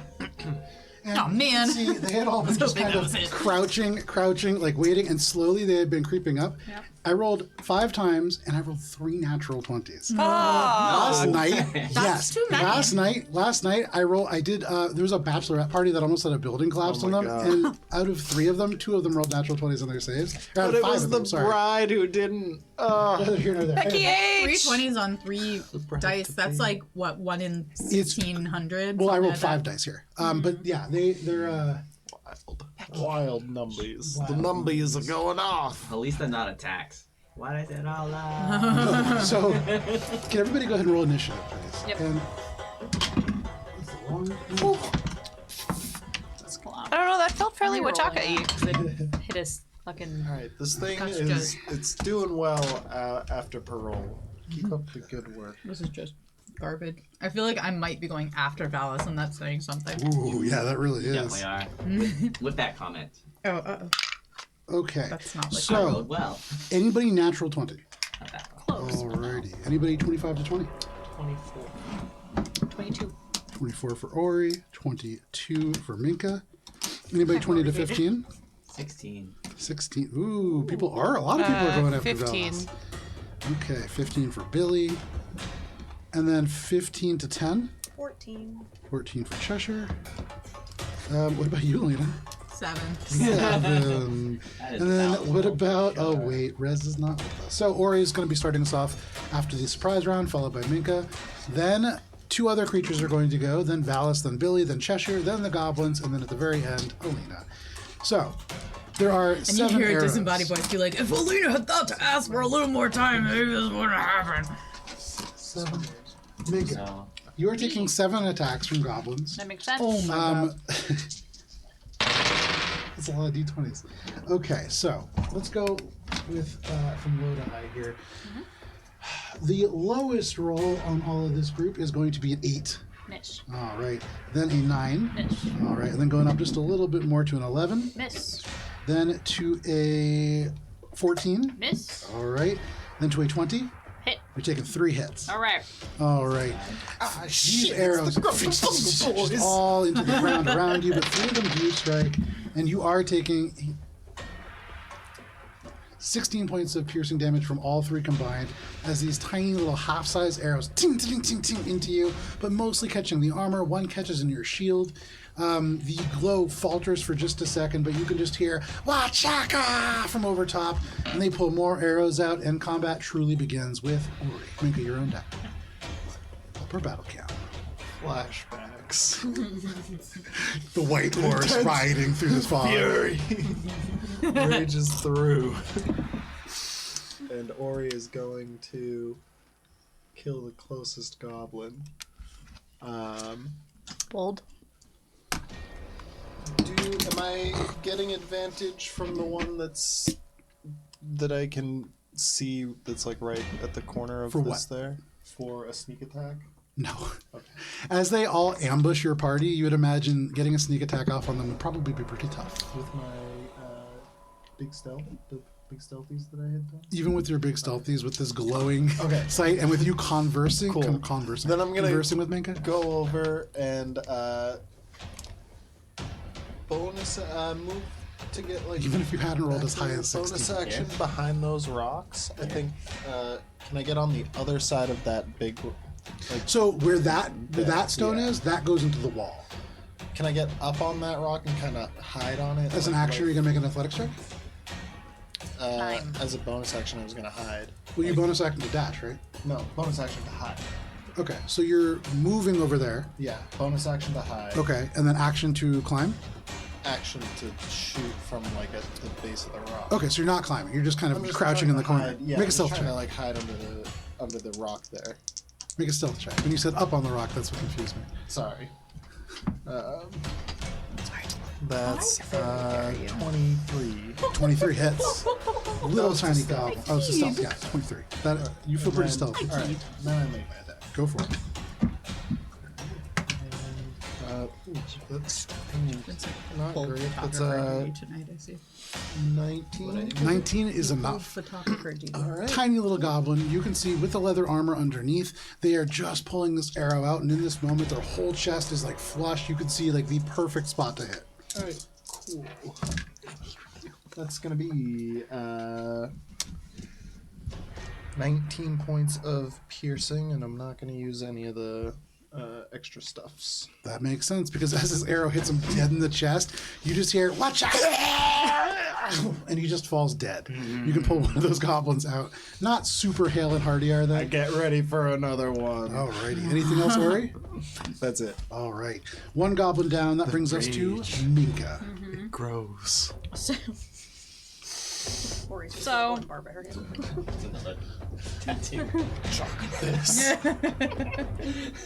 Okay, no, I was just looking because Magic Stone says bonus action, but it's actually an action. I just want to double check which direction it goes in. Sure. All right, so she will bonus action Magic Stone, the stones that are already in her pocket Yeah. from before, and then she will huck one at the goblin standing on the corner. Okay, yeah, sure. You can see they're looking over at their friends who like just died. They reach out and they're just going, Finchingtas! And you go ahead, make your attack roll. Terrible. Does a 13 hit them? A 13? A 13 just misses, unfortunately. As you throw this rock, you can see he darts forward, and in your mind, you're like, oh, he's going to save his friend who just got shot. But you watch as he just rips his friend's necklace off and like begins to fasten it on. And you miss your stone throw. Anything else, Minka? So that was my bonus action, my action, and free action. I think it's just gonna like hold the other rocks in her hands and be like, "What, Shaka?" No problem. You could see some of their ears go down a little bit, like that freaks them out. They're like, wait, he speaks language. But that is your turn, Minka. That does bring us to two other entities. So.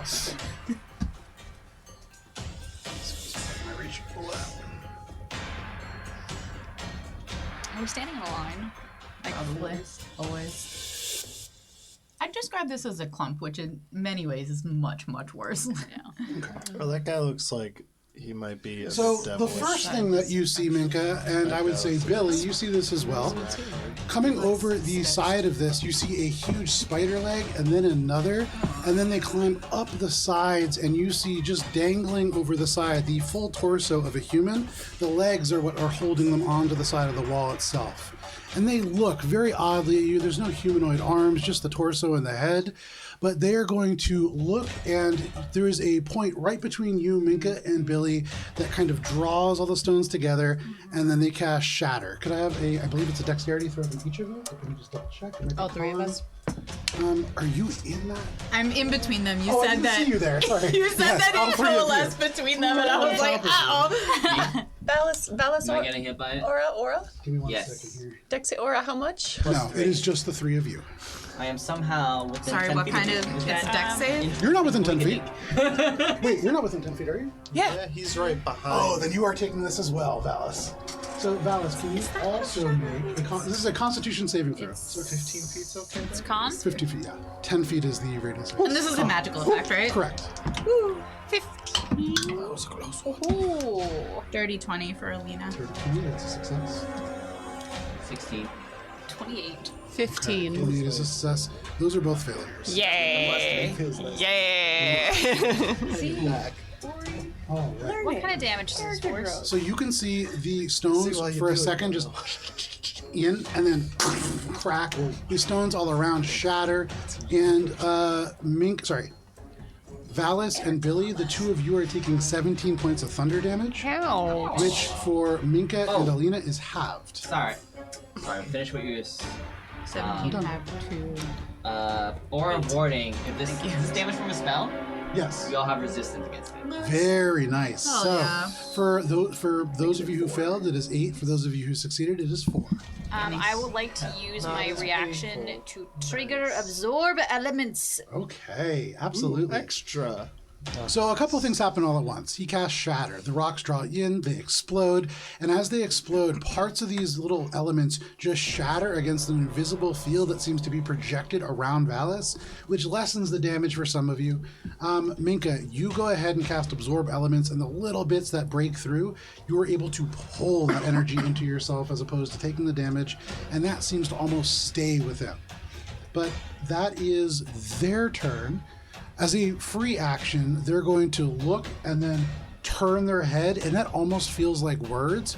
And then suddenly there is as this individual steps out, you see a really red looking leg that almost looks demonic in nature. And then the next leg is about twice as long, purple, and then the torso seems humanoid. Each individual part comes from a different creature, and it is human looking, but as it walks, one of the legs has to almost hop 2 steps for the first one's one stride, and it is a very weird, lopsided look. And as it crosses the distance relatively quickly, it begins to moan, but it can't do anything on this turn. That is Here. correct. That is both Spad and his monster, and that is going to bring us to Val. Spad? Billy, you are on deck. Bad. Does this thing look stitched together? Yes, the back legs seem to be part of a spider. The torso seems to be humanoid, Okay. but they are functioning together. Alright. I am going to move forward 1, 2, Okay. 6. And I am going to action dodge, and Okay. then bonus action take a bead and take a cracked yellow diamond from my prayer beads and bring the rocks alive. Very nice. So- So you cast Animate Object, and as you crack the stone, the little pebbles fall through your fist and just into stones around you. And what are you doing for your animated rocks here? Can I find 10 At least one small rocks? Yeah, 10 small rocks, easy, yeah. Okay, so I'll a pick a big boy. smattering of 10 small rocks. The more rocks he has, the more hits they take. Yeah. And I don't know what I'm gonna just throw some dice on the Yeah. thing. And then I'm gonna, as a part of doing that, actually, hold on. Johnson baby D. Just like this. We need to get rock miniatures. I mean, I have them for terrain, but we need like. I was gonna say, floating like, rocks. those exist. I have just- fish. There you go. I'm Floating fish. fish. Use those. I also got this great octopus. I've been building it. It's a really good octopus. Building that Yeah. collection, yeah. Sick frog. Alright, so I think I've been meaning to ask you this. So this action usually takes an action. This Correct. spell usually takes an action and has a bonus action. You can command them. Okay. Because I'm using the prayer beads, I use the bonus action to cast them because Correct. it's a spell. Yeah. So does it mean I have to wait until?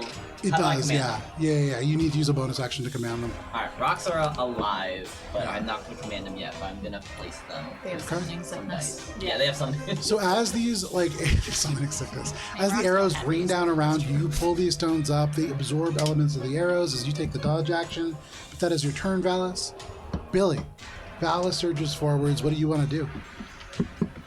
Billy is going to move to about here and then cast Misty Step to get up here and start doing the slashy slash. So Come on. You take one step and then the second one, and it's like your body just into mist, and you up on the top. You can see suddenly the goblin is about to take another shot, drops their arrow, and just and go ahead and make your attack rolls. cool. Well, I just dropped one of my dice. Get them? Yeah, that's not gonna hit. That was a 13. 13 just misses. Good to know. Great. That's a 19. 19 hits. Cool. And we're going to burn a bardic for a slashing flourish. Okay.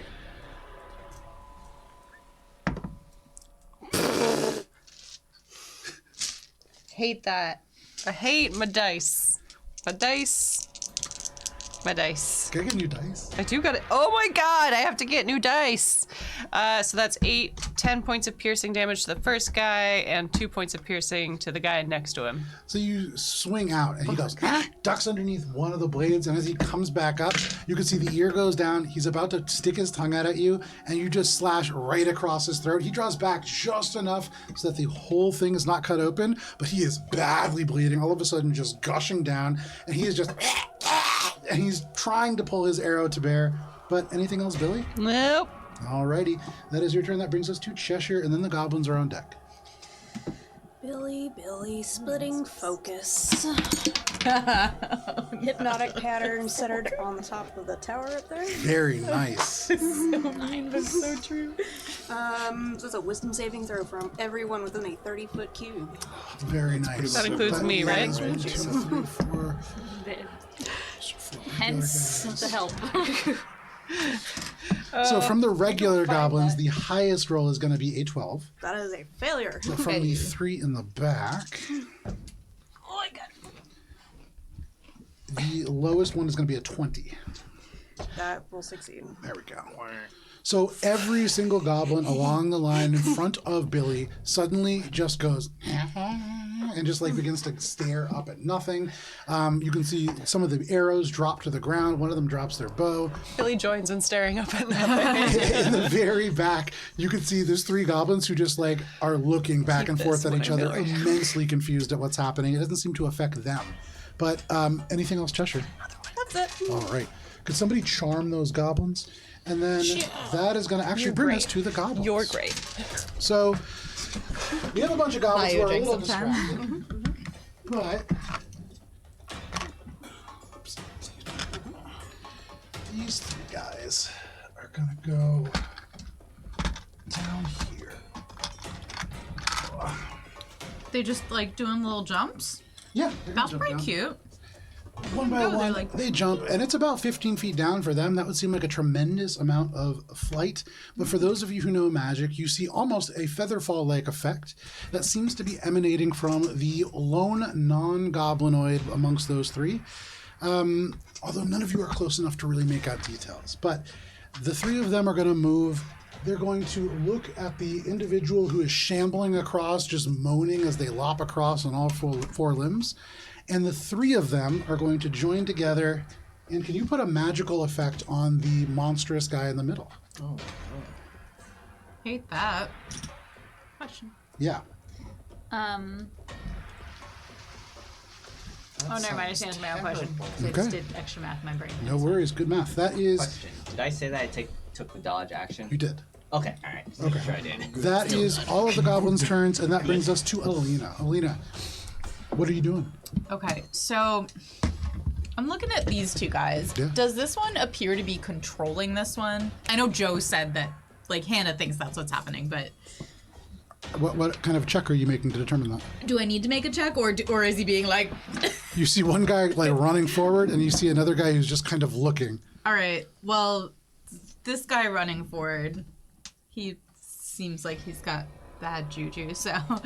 Alina's, how high is the ceiling in here? The ceiling here, probably close to like 50 feet at its highest. It's not super even, but yeah. So it's she's pretty gonna high. go up about 20 feet or so. Sure. And she is going to cast She's gonna cast Hex on him. Do you have a Hex ring over there? And then, 20 feet up, right?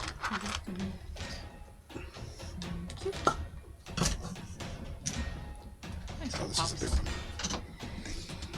Alright, so she's cast Hex, and then she's gonna do a little Eldritch Blast. Okay. So you reach forwards and the shadows just clump up around this individual, and you are doing it at this guy who's like lumbering across? Yeah, the Shambler. Cool. So that's gonna be a dirty 20 and a 19 to hit. Both of those hit. Ooh, well, looky here. Alright. So I'm just gonna roll some dice here. There we go.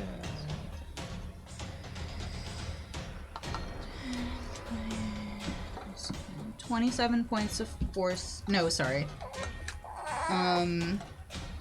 17 points of force, 10 of necrotic, and 4 bludgeoning. The necrotic does no damage. Yeah. The force damage does much more damage than you would imagine it would. And what was the final version? The 17 points of force and 4 bludgeoning. And the 4 bludgeoning does just the amount that you would think it would. And so that is a very confusing strike because as it streaks towards them, you see one of their arms just falls off and onto the ground. The other arm falls off onto the ground, and you just hear them go, and they just look back and forth and pause for a moment. And Alina's like, necrotic does nothing! And then she, oh, sorry. No, she's not going to drop Hex because she can use it on other people. I know things. That is your turn, Alina? Yeah. That brings us to the top of the round. So you, Ori, hear Alina yell out that necrotic damage does nothing. What would you like to do? I can't cast my necromantic spells. Not all about you, Ori! I'm going... I muttered it under my breath. You didn't hear that. I assumed! What's your passive perception? Okay. Not as high as Ori's. Oh, boy. I am gonna... So the one that just got hit is also the one that was charging? Correct. It's still kind of charging in this turn, though. I Came to a suppose, dead so- stop. Oh, it's weird. I'm gonna take that opportunity to fire at it. Sure. It's hexed, right? What's the other one on it? Is that Hex magic? any magical effect. Okay. I'm going to steady aim and shoot at it. Okay, go for it. It's gonna be 24 to hit. 24 hits. Sneaky, and that thing looks kind of terrible, so I'm gonna go ahead and use a trip attack on it. Okay.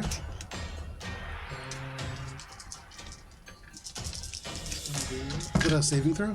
Strength save. DC is 17. 14. Alright, so they're knocked prone. And they take math. 19 points of magical piercing damage. Very nice. That's the full amount that you would expect it to do. Anything else? And then I'm going to do nothing else. Okay. So as you fire, it knocks them prone. And the way that it knocks them prone is the arrow just cuts both legs off at the knees.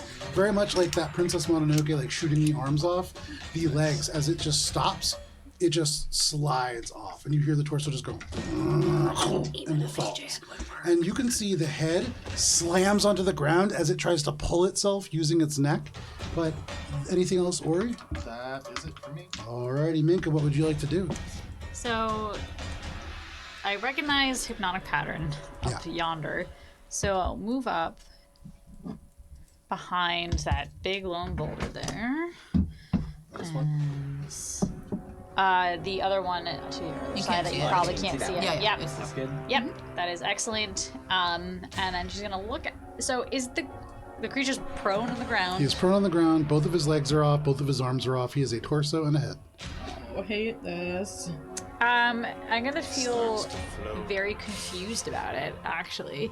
So, I took damage, Valis took damage, And Billy took damage, Yeah. and Alina took damage. Okay, but we took less damage. What you doing? They do. Okay, so I am going to. Yeah, I'm just trying to figure out because the thing I was gonna do doesn't make any sense anymore because I'm on the floor now. So instead, I'm going to do a healing word to Billy. Okay. And then since I am in chalice form, it is going to be Oh yeah. the bonus will go to Valis. Okay, so let me roll some dice. Very nice. So healing word at level 1, just to kind of get it. Sure you don't want to like hurting word me? No, don't worry, we got that. Give me 1 second because healing word is a bonus action. So Lightning bolt. okay, so that is so that's 12 for you, Billy. Hey. And then for Valis, it is 8. You can just knock him down. Do you have a prone? Put him down. And then Meter ring. Minka's gonna look at Billy, grab her magic stone with her action. She's gonna huff the magic stone at Billy's There you go. head. Make your attack roll. Very nice. Please hit me. I rolled a 2. Oh. A total of 12. So just whiffs right over your head. You were so close. You almost hit one of the goblins to do like 1 point of damage, and it just skips right by him. One So closer. close. But My AC is so low now. anything else, Minka? Gotta Did practice. you heal me? I did. Yeah. How much did I missed it? 8. 8 Gotta points. practice that toss. So that was my bonus action, my movement. And she will just stand behind this rock and keep an eye on that weird thing on the floor. And that's it. Okay, no problem. Thank you for trying. So that brings us to Spad and his monster. So he is going to up on this thing. Spad. He's bad. He's bad. Spad. Just my stuff here. Oh, Matt. so much. Not a shelf. Matt, these are here for me to use for D&D. I've already put dice on them. I'm not going to deal with that. I'll deal with that later. Matt. Matt. Unfortunately, that one we can't blame on Matt. Nope, we can. Everything. We can try. Do my animate objects get attacks of opportunity? They do it. Well, actually, I don't know. That would be something for you to check. It doesn't say in the rules. And my guess would be I no. see you but can fly let me too, double check. my guy. Strange to see you up here. He's not flying. As in fact, the spider legs are carrying him along the roof, and the be torso climbing. is just kind of hanging limp. The head is definitely regarding Minka at this moment, but it is going to. That was animate objects, right? Yep. Okay. It is a construct, and so that would tell me that it does get a reaction. So yeah, you can get attacks of opportunity with those guys. Alright, it's just the 2 small guys Yeah, go for it. next to it against the spidery guy. And, oh, not good. Alright, 11 and then 16. 11, clear miss, and a 16 gets a little closer, but still the spider legs just yank up on the ceiling, and the torso is just pulled out of reach. Oh, would they have advantage if they happen to be flanking him? I put rocks on opposite side of I don't think so. him. Okay. Yeah, it's hard for me to have rocks given each other flanking. I'll double check though. That's an interesting. How You take the left, I'll take the right. But no worries. So he hauls himself over, the legs carrying him along the ceiling. He draws almost level with you, Alina, but he is looking down at Minka, and he is going to look down and where is my sword?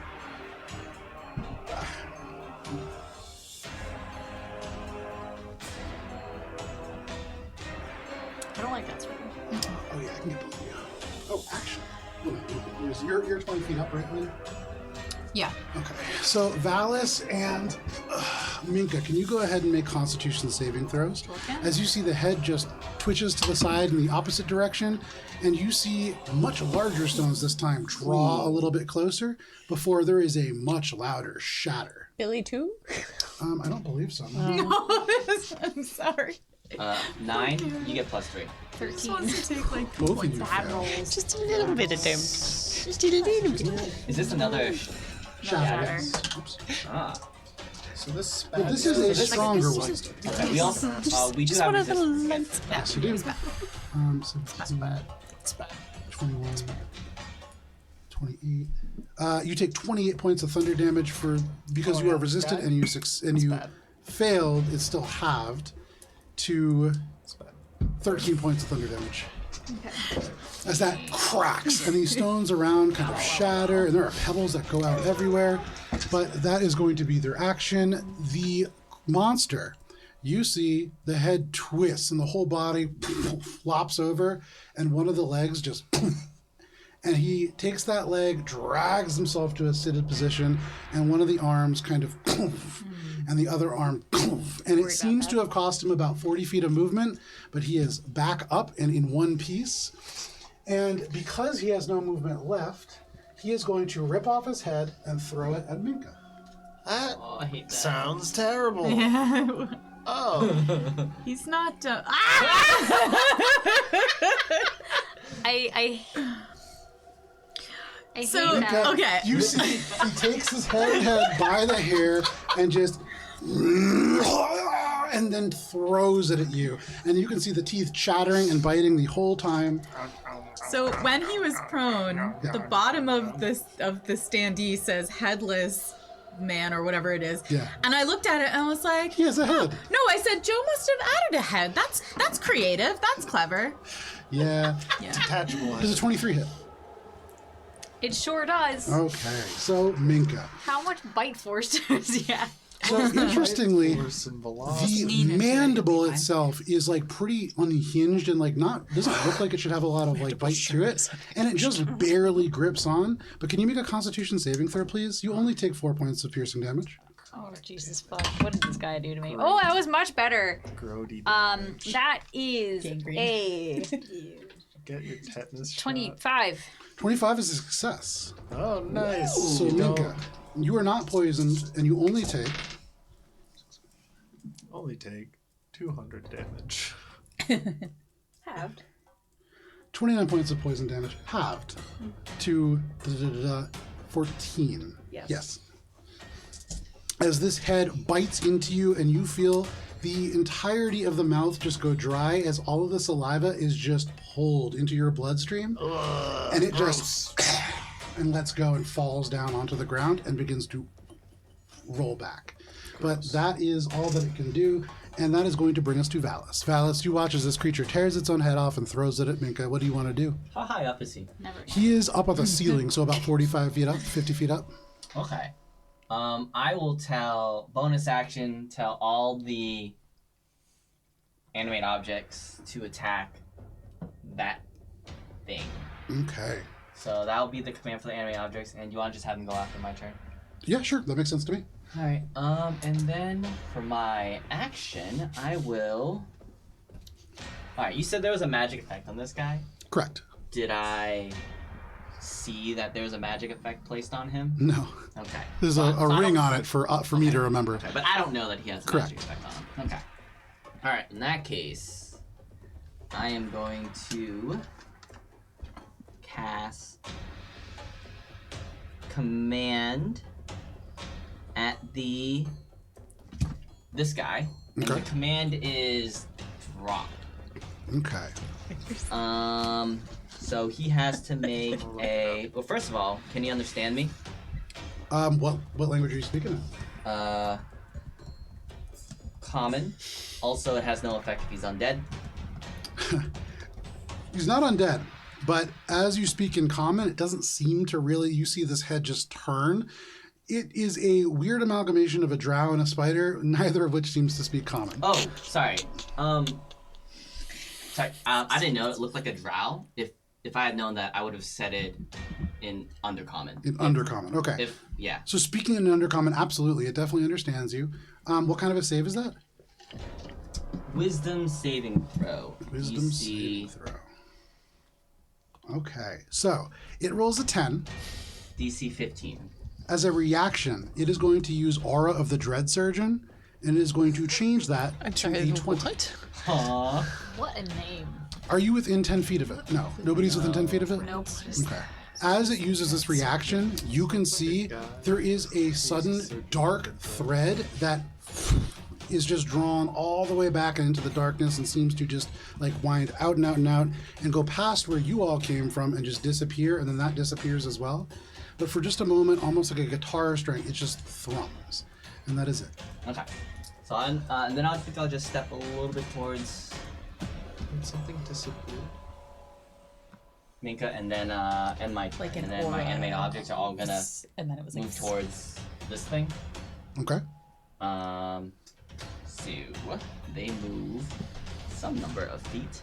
It was like for just a moment, there was a black string that connects that creature hanging from the ceiling Like and an something ethereal far thread down. or Yeah, something.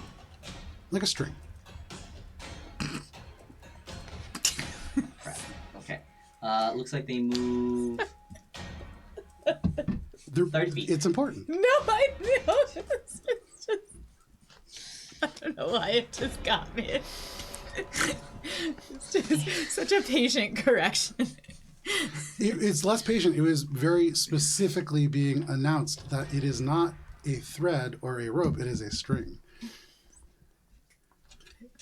I don't think these can get there, so these are actually Not the fastest are these rocks. nope. But it looks like 5 of them are in range, Yeah, and they are surrounding him. And you said, but they don't flank, right?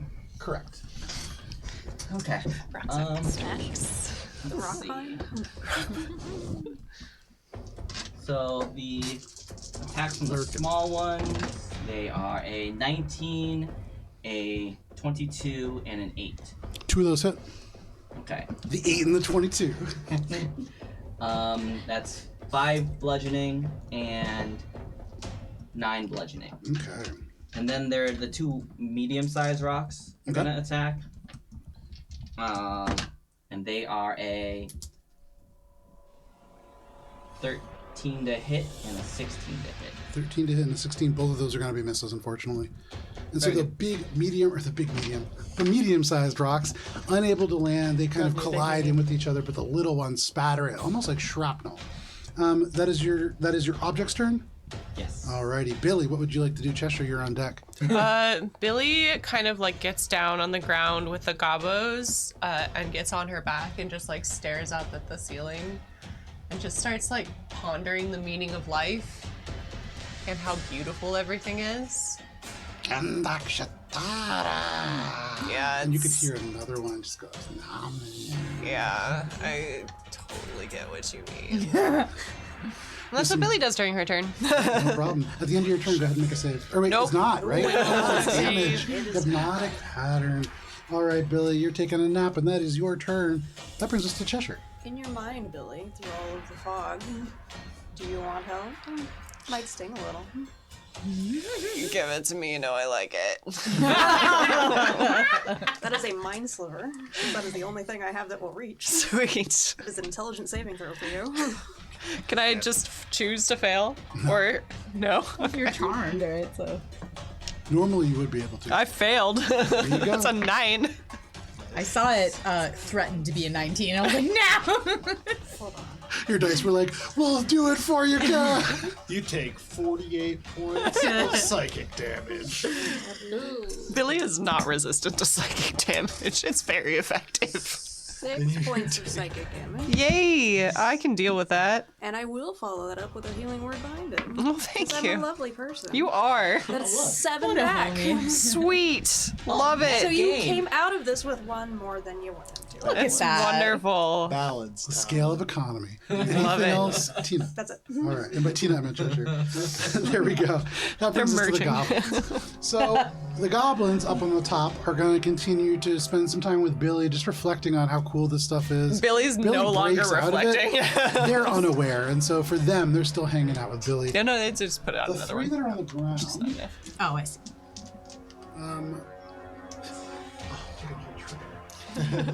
Going on a Get his journey. steps in.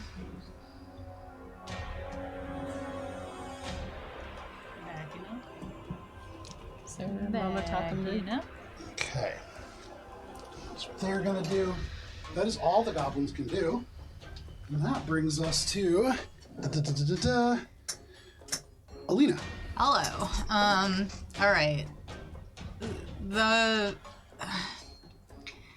She's gonna do a Eldritch Blast. But let's do them one at a time. Sure. So, and this is at our friend Stitchy McStitcherson over here. Sure. I have written down as Spad's Mad Lad. That's not his real name, but It is now. That's so much better than what I had, which much is better than what I which originally is sewn named him, together yeah. guy is what's in my notes. Sewn together. Strings Mackenzie. 13. Strings Mackenzie. Sorry, that really got me. 13 to hit. Yeah. That is a miss, unfortunately. All right, and then we'll send the second one to him as well. That's a 23. That hits. You said he doesn't take necrotic damage, right? Correct. So I won't bother rolling that. That's gonna be not great numbies. 8 points of force damage and 4 bludgeoning. All right. That force damage slams into him. The bludgeoning does about as much as you would expect, but you watch as his arm just rips off and scatters about 5 feet behind him. You can see it's almost like a and like the head is going end over end as it rolls, so it's a very weird sound. But it turns and like you can see the body begins to look for the arm. Anything else, Alina? No. Alrighty. That is your turn. That brings us to the top of the round. Ori. So this thing's stitching itself together again. It seems like it's rolling backwards. The head is rolling towards the body. Unnaturally. Okay. No, it's, as happens in nature. That last word. Slow. The head is returning to its ancestral spawning Your grounds. head doesn't just roll back to its body on its own. Like, Leaps up the brook, If it like hit a wall and then bounced back. and a grizzly towards bear it. pulls it out. I've never thrown my head off. I don't have experience in this matter. it's like salmon and returns to the stream. You timed it so perfectly. Oh boy. Okay, so yes, Anyway. unnaturally is rolling back towards the body. Anyway, this thing up here, it's actively doing stuff now. Yeah. Bad things are happening up there. Not passively. Yeah. Actively. I'm gonna try Actively. to pin the head. Can I aim for the head? I want to try to destroy the head that's rolling. Yeah. Before it can get back to the body. You can certainly try. Video games have taught me that this is the right move. The head is Trying to- always a weak Trying spot. to shoot No. the head. I meant just like when a bit falls off. You and I squish it think before I'm it gets going back to use my Naturally.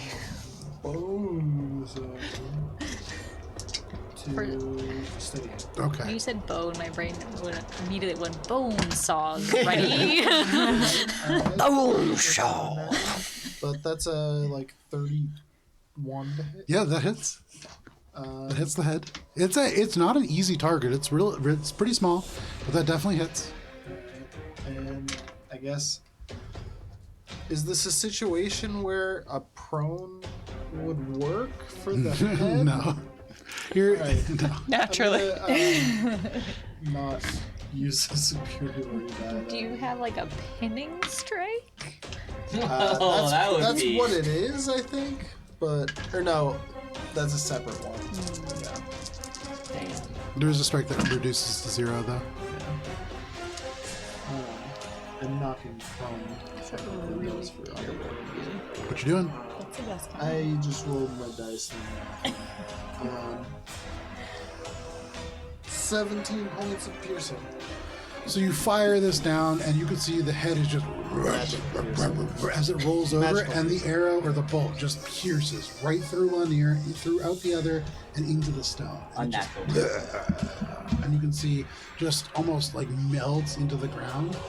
You hear the skull crack slightly, and you would imagine that head is not going anywhere. Cool. Anything else? That's it for me. Alrighty, and for what it's worth, whatever perceptive abilities this creature had probably greatly reduced at this point. But that is your turn, Ori. That brings us to Minka, and then this headless creature and his friend. All right. So, I will first bonus action heal myself because holy Christ, So I'll use a 3rd level healing word to do that to me. And then I will selfishly also take the thing because I am not doing too hot right now. So Minka's gonna start casting and basically talking to herself like, you can do this, it's gonna be okay, you're gonna survive, it's gonna be fine. So it's not just one healing word, it's like a bunch of healing words. Healing words. Healing run-on sentence. I'm so sorry, yeah. Which is pretty apropos. Anyway. Every other word is a burst. So that is a total of 15.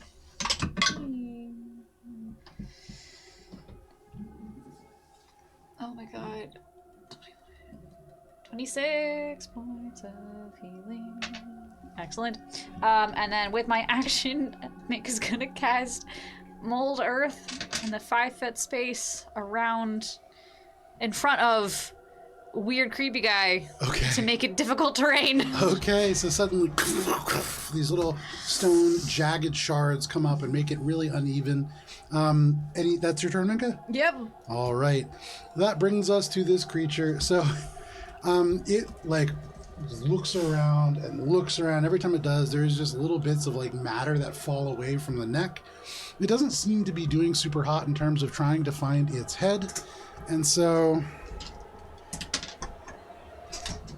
it's gonna turn and just lumber off in a random direction and just slam into the rocks. So I Excellent. get some attack of opportunities from my animate You objects. can. Oh, I will. Oh my god, these are terrible rolls.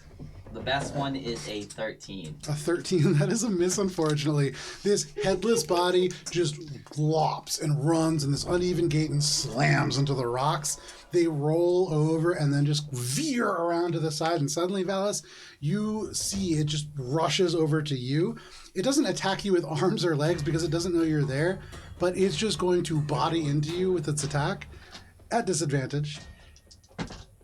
That is, so if it was not at disadvantage, that would have been a natural 20. However, it is going to be a 25. That hits. Okay, so Valis, first. This is not a critical. You know what, Silvery Bar, reroll that. Hey. Hey. That's pretty good. 16. That misses. There you go. So as it goes, it is running full force. It's about to slam into you. And Cheshire, you can see that this is about to collide. And for what it's worth, there is something innately wrong about this, more than just the fact that it's a sewn together creature. There is something almost like arcanically wrong with it at its core. You saw just for a flash this string that had attached it to something else, and something about that just really strikes home to you, but you can't quite get a sense for what it was or what it is. But that's enough for you to just cast a little bit of a Silvery Barbs to kind of stop it in its tracks for just a moment. That is its attack. It misses. It can't get multi-attack because it didn't know it was attacking. And so that is all that it's going to do on its turn. The guy who is up there, not super, I guess, compassionate, is going to look and focusing basically directly on Valis. Oh, that's me. He doesn't care about his pet? No. It's going to just crack its head again. And this time, the stone behind you, Minka, that forms almost like the pillar that supports this cave, cracks. And the rock that is up around the side of this structure cracks. And you get the sense that this is the most powerful version yet. But can you, Valis, and this creature all make Constitution saving throws, please? I will choose to use an omen to. Wait, counterspell. Counterspell? Counterspell. What? What level? It's at your 5. highest level? It's at 5? Yeah. Go big or go home. Well, it's warlock, Yeah, it has so it to, has yeah. to be. They cast this spell, and as the rocks crack and tumble, Alina, you can see that this is about to cast a 5th level shatter. And so at this moment, you cast Counterspell. You've never done this before. You feel drums, you I hear always this horn, forget that I have and all at once you reach out, and every bit of foliage on your body just shifts to red and orange, and there is a burst of arcane energy that just ruptures this creature's spell, and at once they meet in the middle and burst. And there is just falling leaves everywhere in the space, but no shatter on you, Minka, no shatter in this space, and this creature again just turns its head. The legs are going to carry it a little bit closer so that it's going to be just over top here. And he is technically just right over top Minka. And Minka, you can see just like the feet dangling, the body, and then the head just tilts, and you can see just the one eye looking down at you. But that is their turn, and that brings us to Valis and Valis's objects. Valis and the Behold Rolling my Stones. stuff. All right. I forget. Is there still a thing you can do where you can like switcheroo with a ally? No. That's Okay. that's 3.5. Okay. It is also a fighter subclass, like ability. It's a champion Right. ability, I Yeah. believe. Yeah. Gotcha. All right. A do-si-do, if you will. All right. And you said the thing is right over. I think there's a ranger that can do it too, but in a slightly more roundabout way. Sounds about right. Okay. Interesting. Okay. So.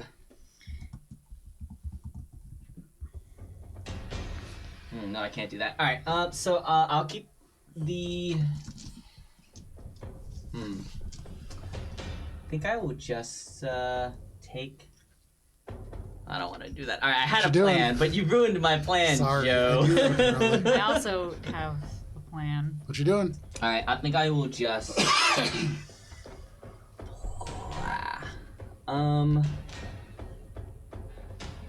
I think I'll just attack this thing in front of me twice and call it a day. There you go. Make your attack rolls. You do have advantage. Oh. From The first attack The is silver at orbs. advantage. yes, sir. Thank goodness, because I am not a good roller today. 21 to hit. 21 hits. Alright, and second attack is a 19 to hit. 19 barely hits. Alright. So 9 magical piercing and then 7 magical piercing on the Spats Mad Lad or whatever. Spads Mad Lad. Yeah. You slash again and again into this creature, carving it. One of the arms comes off, one of the legs comes off. This creature falling apart. It looks rough. More than ever before, even though it's a creature that can tear itself apart, this is not looking great. But anything else, Valis? Yeah, I am going to use my bonus action actually to command a subsect of the rocks to attack that thing. Okay, so platoon A of your rocks goes forwards. Go ahead and make your attacks with those. You said he was 30 feet in the air? The guy who's flying up there, Yeah. he's even with Alina, so I believe it's either 30 or 20. I can't remember now. Well, I was at 20. Okay, 20 feet. Oh, in that case, all four. Let's see. It'll be this platoon here, Very nice. and so I'll end my turn, and then the rocks will attack. Let's deal with these attacks first. Sure. So this is 23, natural 20, and 19. Both of those hit. All three of those hit, sorry. All three of those hit? Yep. Oh, the natural 20 unfortunately was a low roll on the die. That's 6 damage from the natural 20, 9 from a different rock, 10 from a different rock. Okay. I mean, hey, there you go. Natural 25 in total. And so as they turn their head and they look down at you, Minka, you see then rocks just rise up around them, and there's and they're still looking at you. The body is like whipped back and forth. You can see just blood and elements kind of like turn and whip, but they're still just looking directly at you with this one eye. And anything else, Valis? And Yeah, objects? there's a big medium rock up there too that's gonna also attack. It rolled a 20 to hit. Okay. love the That big big medium. medium rock takes a small attack on that large guy. Oh no, it's this one right here. This Oh, is the gotcha. medium rock. That's gonna be 10. Oh, sorry, there's a 20 hit. 20 does hit. 10 bludgeoning damage, Okay. and then a medium rock is gonna attack the lad. 2 on the die. So I'm gonna say that probably misses. 2 is a little bit of a miss, yeah, Okay. even if it's probably like 12 or something. And I think 2 small rocks also attack the guy on the ground. Okay. 15 to hit and 20 to hit. The 20 hits. 20 hits. Alright, and that will be 6 damage. 6 damage. You watch as this creature, one leg left, is just cut off at the knee. The torso falls to the ground, and there is just stillness in this area. Haha, Anything else, Valis? that's the rocks. Alrighty, That's, that brings Valis and us the rocks. to Billy. Cheshire, you're on deck. You look around. Right at your feet, there are just like goblins, all just kind of staring up at the ceiling. Was it ceiling? Billy like the guy edges around. Okay. It's just like, and then goes to like look over the side and see what's going on here, and sees a little dude down there. Yeah, you do. And unlike the other little dudes, this is not a goblin. You can see a Duragar. And from their head, there are just little green crystals that sprout through the skin. You can see through one of the eyes, through the actual skull itself, these emerge. And they seem to be very intently focusing on the individual who is over there. Either way, don't like that. We're gonna pew pew. Yeah. Ooh, we've got dueling dice here, Joe. Okay. I feel like I am rewarded and punished all in one roll. In that one is a natural 20 and Very the other nice. is a natural 1. That's unfortunate. So that's two different attacks. One of Yes. them definitely hits. The Yeah, other for one sure. definitely misses. Yeah, for sure. And we'll say, go ahead and roll damage on the critical hit. Sweet. Okay. Cool. Love that. And then take that damage yourself. I was just saying. No. Magical kickback. in the foot. had So two that's loaded 8 in the points of force damage, doubled to 4 on the die. So 12. 12. Very nice. Okay. So you look down and you can see they're just intently focused on this individual. So this is Eldritch Blast. Mm-hmm. As you throw both of these bolts forwards, it hits. And you almost knock them off their feet. They like roll back. They look up at you and they turn to like run away. But anything else, Billy? No. There you go. That is your turn, Billy. That brings us to Cheshire. Goblins are on deck. Cheshire, what would you like to do? You got this, Minka. That's gonna be a healing word. That's 8. That's a good word. That's It's a a very good word. And so, Minka, you get this healing energy from there. Anything else, Cheshire? That's it. All right. From the corner of this rock, you just little encouragements from the stones. That is your turn. That brings us to the goblins. So, obviously, the guys who are up on the top, they're having a grand old time. But these three folks who are down near the bottom, that Duragar is going to run 20 feet off in that direction. This direction? Yeah. 1, 2, 3, 4. That goblin is going to move 20 feet off in the direction of the lava. I don't like that they're going to the lava. Feels bad. And What about Miss Ponytail back here? she's staying right there. Cool. Okay. You can see, Billy, from where you are, the one with the ponytail is very much not going anywhere. They seem to be fidgeting with something over in that big piles of barrels and boxes. Uh-oh. But that seems to be what's going on over there. We That may is have the a goblin's problem. turn, and that brings us to Alina. Alina, up in here, you can see the goblins just daydreaming. Billy walks right past them. What do you want to do? Where's the measury thing? Which That thing to start. Boo. Such a good idea, but this is not gonna work. Okay, I hear that we have a problem. I also see Spider Boy, who might have more shatters in him, so okay, just mechanically, is he at 0 hit points, the mad lad? He is at 0 hit points. Okay. So I am going to move my hex to this guy, even though I suspect it's not going to matter anyway, but might as well. So you pull off the body, almost like comes with the hex and then Like falls you- apart no, on no, the no. other sides of it. But you yank this up and it just conglomerates around this guy. Yeah. Anything else? Yeah, I'm going to hit him with the old EB. Not extra bases. Okay, I got it. No. So a 22 and a 24. Both of those hit. All right. Okay, oil. I'm gonna roll the necrotic damage because it's no fun if you can't just tell me that it didn't work. Sure. Ooh, that's okay, so that's gonna be 23 points of force damage. 4 necrotic. Necrotic doesn't do any damage. It's really but the surprising. 23 points of force damage Yeah. is enough that you see these spider legs just let go. and Minka, the eye rolls into the back as they come plummeting down towards you. And can you make a dexterity saving throw, actually? Sure can. So he was like directly over me. Like, Oh, yeah. Literally directly over. Yeah. My plan was to try to do drop again, but the fact that he was right over Minka, Yeah. I was also going to drop it. Dirty 20. Dirty 20. No, You- 23, because I'm next to him, yeah. You grab your shield and roll, and the shield catches part of it as it slides off to the side. You are like into the ground, but you don't take any damage. You slide out, and this creature is just dead on the ground next to you, and the eye just rolls and comes to a stop. Although they are certainly dead, it feels like it's looking at you. But that is your turn, Alina. That was Well, I haven't moved yet, so pew I'm pew. gonna come like down this way to try to intercept. Okay. And I've got 35 feet of movement, so that I don't know, where do we think it? Can I get to the ground? Maybe Yeah, a you little can get to the farther ground right over? there. About 5 feet further, if you want. Yeah. Yeah. And then Alina's just gonna peek her head around as a free action, be like, "Stop!" Okay.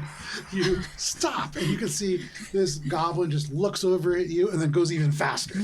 But that is your turn, Alina.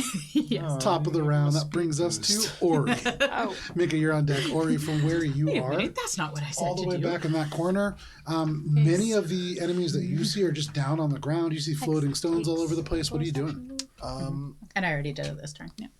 I'm gonna move up a little closer, about that way, Okay. more centrally diagonal towards the guy that just fell, Okay. and get a better vantage on him, Okay. and then try to take him out. Who? Is he dead? Spider guy. He's at spider 0 guy hit points. appears. Spider Try to guy. take all these Oh, the guys. spider guy? try to He's take dead. these minis off the Oh, so board. they're both Yeah. dead.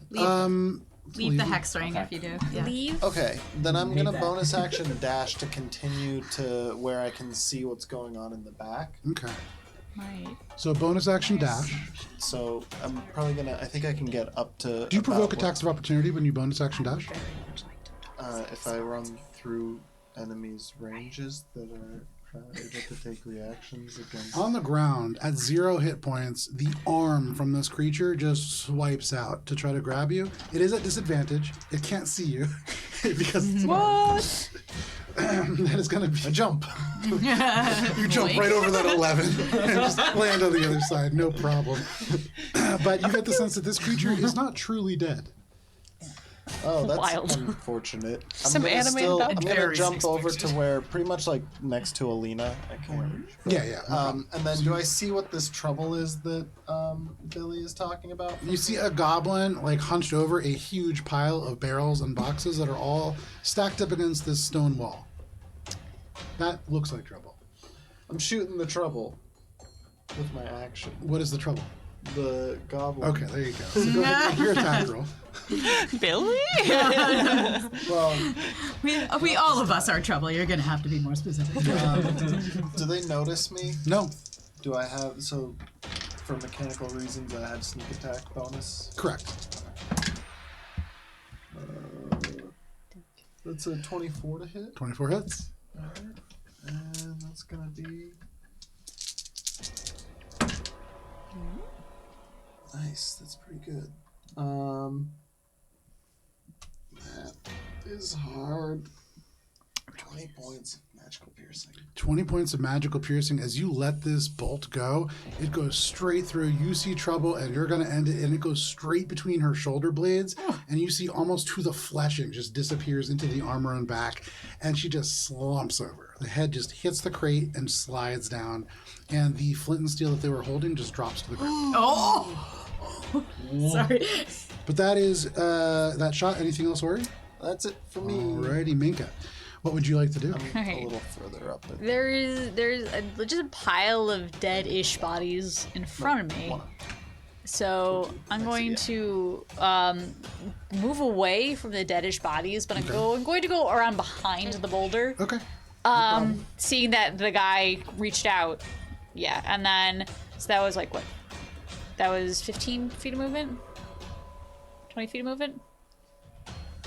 20. Yeah. 20? 20. Okay, so I have 35, so move me another 15 towards. Yep. Right? Yep. I'm gonna turn around and see the boy on the floor. And be like, guiding bolt? Okay, yeah, go ahead and make your attack roll. That is a 27. That hits. Do I roll anything for damage? If you want to. It's at 0 hit points. Yeah.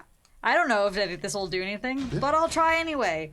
Fucking, what is guiding bolt Hey, right it's now? killed me. True. Per At this point, we're just trying it to is 46, so still okay. make it take as long as possible for its bits to all go back together. Okay, so that is. Which is, I believe. Let me just double check. There's no more addition. I don't think there is. Please scroll and not load. 17 points of radiant damage. Okay, 17 points of radiant damage rips into the body of this creature. It is just a torso, and so it thumps wetly into it, and the torso glows. And it's still a torso.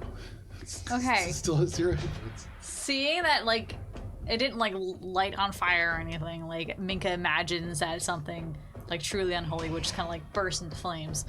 But this is glowing. Yeah, which is upsetting. So she's just like, okay, and turns around and to look at those guys over there. Yeah. As so that was my action, and then I don't have anything else that I could do except for everything else is either an action or healing, and everyone seems to be relatively alive. I will just not. No problem. You're not. Reaction not. That brings us to Spad's Mad Lad, who, vibrating on the ground, just kind of rumbling from the impact of this guiding bolt, suddenly the torso just rocks itself side to side and then onto the waist. It hops, and then one of the legs up to it. It is just a torso and a leg, but it is going to turn with no perceptual capabilities. It is going to go actually towards Minka. I hate this. Forwards, and Minka, it's going to take a single attack at disadvantage against you. I doubly hate this. Minka, ooh, that is Actually, an if it- 18 to hit. Does it Does it move in the cardinal direction? It's kind of vaguely in that direction. Okay. It has blind sense, but because it doesn't have a head, it's like it vaguely is aware. for example, does it pass by Alina and Ori here? From where it was, I don't think it's going to provoke an attack of opportunity if that's what you're asking. I was is next what I'm to it, asking. so If you were next to it, then yeah, where are you? I'm right He's here. hiding behind It would have, I assume, stood up right next to me. I thought he was 5 feet closer to the right, and so he was free. But you can get an attack of opportunity if you want, no problem. Okay. And then he'll move towards Minka. Yeah. Alright. You have advantage on that. Does an 18 hit? Oh! Pizza. 18 hits. Pizza. Yeah. Pizza. Pizzas. Let's see. You know what? I'm gonna smite it. Okay. Because I should probably figure out if it hits. 25 to hit. 25 hits. Alright. And I'm gonna 21 points of bludgeoning damage. Okay. Alright. It slams into you. There is no punch, there is no kick. It is just the shoulder of this torso that is just driven almost into your throat. It is coincidental that it hits you so dead on, but that doesn't hurt any less. Is this thing a fiend or undead? It is not. Okay. Alright. You would guess at this point that it is probably an aberration. 6 radiant and 10 magical piercing. Okay. That sinks in, and the body just poof, bursts, the leg falls off, and it's just down on the ground. So It stops glowing. if I get the attack of opportunity, does it not make it to Minka to attack her? I mean, no, technically it still does. So based on the positioning, where it had actually fallen, I don't think it would have actually provoked an attack of opportunity. But I don't know if you could tell this or not. The damage that you're doing doesn't seem to be doing a whole lot. And so you're welcome to take attacks of opportunity, but until you change your strategy in a way to meaningfully make it different, it's probably going to continue to do the same amount of damage. And so, though it does do enough damage to decrease its speed next turn, which is what the body parts falling off really is, it seems to be still at 0 hit points. That is all that it can do, however. and Valis, it is your turn. Okay. Well, I am going to try to set it on fire. Okay. That's a good trick. Yeah. Hasn't been on fire yet. Yeah. Fire will burn the abomination. I mean, Right? we're I mean, in a room cleanse that it has with a lot fire. of lava in it. Oh, that's Yeah, crazy. Oh, you're right. You know what? not Kick I'm it pretty into the strong. lava. I'm just gonna grab it, Okay. grab the torso that has just fallen apart, and Yeah. chuck it into the lava. Make an like, athletics over check. Here. Yeah, absolutely. Make an athletics check. Make it at advantage because it can't make it. It's an uncontested. I grapple. will use my reaction to give him a plus d6 to this ability check. Very nice.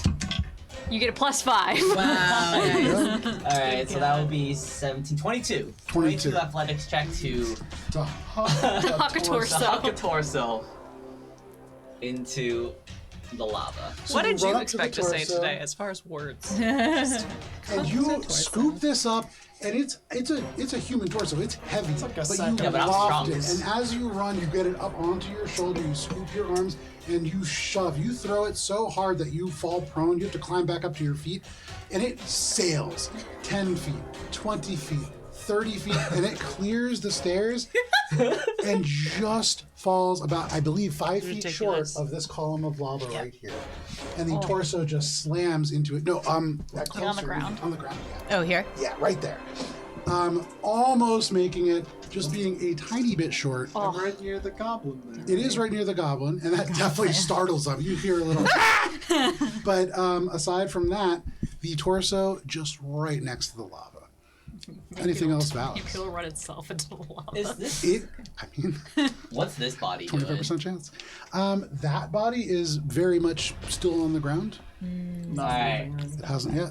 Just to be sure, I tell all of my rocks to just keep pulling that guy. Pull that off the board. The rocks just make it flat with so many stones just pelting into it. It is just diced up like a blender, and just you see just spider legs flying off. This creature doesn't seem to be whatever effect, magic or otherwise, is on that creature. Seems to be what is keeping it whole. This guy was just a guy. This guy was just a guy. Just a guy. Alright. Just a spider guy. Now he's just a Paste. Spider face. Anything else, Valis? That'll be it. Alrighty, Valis, that is your turn. That brings us to Billy. Billy, you watch as Valis just tosses this torso towards the lava. Billy sees nothing except just a torso sailing off into the magma. It's like, okay. And then moves the 30 feet. Okay. Da-da-da-da-da. And you can see he looks back a little fearful and just like starts running a little faster, but he's short. He sure is, but Billy is also not fast. Billy is not Echo. But Billy does get within range of Eldritch Blasting. That's always fun. It is. I wouldn't know. No, you wouldn't, and that's a choice you made. So that's a 12 and a 23. 23 hits. Cool. You didn't make the choice. Magical Oh, wait. would be not magical in our magical campaign. Is it too late to add the bardic for my 12? Sorry, what? Is it too late to add the bardic for the No, 12? go for it. That's fine. So that makes it an 18? An 18. Yes. 18 hits. Yeah. So that's 14 points of damage from the first one and 13 points of damage from the second one because I rolled a 10 and a 9. Billy, as you rush forward, you can see he looks back and fearful, begins to run even faster. His speed is 20, and so easily you catch up. You don't need to be Echo for that. And you throw this Eldritch Blast forwards. The first one strikes him in the shoulder, spinning him around. The second one hits him right in the face. The crystals shatter back into the skin, and you would imagine he is dead. And at the same time, you can see The last one jumps into the the lava. torso that is right near the lava shudders. The goblin that is closest to the lava explodes into a fine red mist, and the corpse of the goblin that is all the way, or not the one that was holding the flint and steel, explodes into a shower of red mist. Oh no. How many did I... did I find the guy? Did I find the detonator? Wait, At the torso? moment- So Torso also find red mist? All right, hold on. The torso seems to lose that magical effect, but it still kind of rolls and moves. It seems as if the invulnerability is gone. Spad's mad lad's dad is stopped. He's at 0 hit points, and he's right near that lava, but he's still on the battlefield. Anything else, Billy? Throw him in the fire! That is your turn, Cheshire. On the other side of the battlefield, what would you like to do? I will use my action and my movement to just kind of make my way after. Okay. So you weren't sure if you heard somebody yell fire or liar, but you have to go and see if maybe there's a cool musical instrument over there. You make your way. Oh, it was fire, it turns out, because you see volcanic activity around the corner. Fire! Lots and lots of fire! There you go. Oh god! You make it's your way everywhere. into the crowd, and that is your turn, Cheshire? Yep. That's Alrighty. Let's see who we have left here. We have. Torso. That's all we got. Torso and gobbles. Yeah. Yeah. But the gobbles are charmed vibing. gobbles. Okay, so this vibing. torso None of us is going to flump 5 feet flump. towards the stairs. Flump. Like, as though it's gonna walk up. It's not walking, so this is literally It's like flumping the up. waist It up to the rolls neck. over. There's no legs, there's no arms. Legs and arms are really far You would away. imagine in that the direction. abdomen muscles like twist and it over. It naturally rolls up the stairs. That's what it's trying to do. This is as close to walking as it can get. That is all that it can do, and that brings us to the hang on one second here. I lost my track of time here. Lean. Alina, thank you. All right. So, Cast, destroy it. Cast it cast it into the fire. You hear, and like a giant eagle goes overhead. It is mine. Would have been so much easier. So, I put the torso on my finger. what I am gonna do, I'm gonna move over here. 1, 2. I am become. It's over, Mr. Frodo. Oh, I'm flying. Whoop. 2, 3, Oh, wait, I can fly. 5, 6, 7. Okay, so I'm like here, but Yeah. So you float over the stairs. You can see the Yep. torso as it tries to roll itself up the stairs. and I'm going to cast a spell that I've been very excited to try, Hunter's Interdiction. Yeah. And so I am going to choose a point I'm aware of and a. Is he a creature? Yeah. Okay. He's an And- aberration. He's very much a creature. Yeah. So they're both within the range of this spell, which is 50 feet. And so the point I'm aware of that I'm going to choose is like Over the lava. here. No problem. Okay. And then the torso is the target I pick. And Yep. so he is pulled. He has to make a He does. strength save. DC 18. 17. Okay, well, fortunately he failed. Nice. Yeah. Oh, man, that's So he funny. is pulled in a Strong straight goal. line, and then Not strong You enough. pull, you cast Hunter's Interdiction, and in this moment, you hear this strange sound, and it's the abs. They're clenched onto the corner of the step, just between the two abdominals, but you are too strong. The magic tears the torso away, and in a very weirdly, almost anticlimactic moment, you see the torso just into the fire, and you are all out of initiative. well, there's charmed gobos There here. is, and so I believe they have. Can Alina 4 yell turns something of, before? charm left? Cast them into the fire! Oh, It is 10 turns, correct? Correct. So there's 4 turns left. So you are out of initiative for the moment, but you are aware of the fact that these creatures are very quickly going to come to their senses. So Tying in them this up. moment, Yeah. Tying them up. you're tying them up. Tying them yeah, up. time up, Tying them up. because they might know where the enclave went. Tying them up. So you go ahead and begin to tie these creatures up. There are, I believe, 4 of them that are up there, or 3. How many survived? There's 4. 4. Very nice. Kill 3 and tie up the rest. And as you finish the knots on the very last one, For insurance. hypnotic pattern breaks. And there's a lot of confusion all at once. Are you gagging them, or are they free to like just kind of yell? Probably just would gag.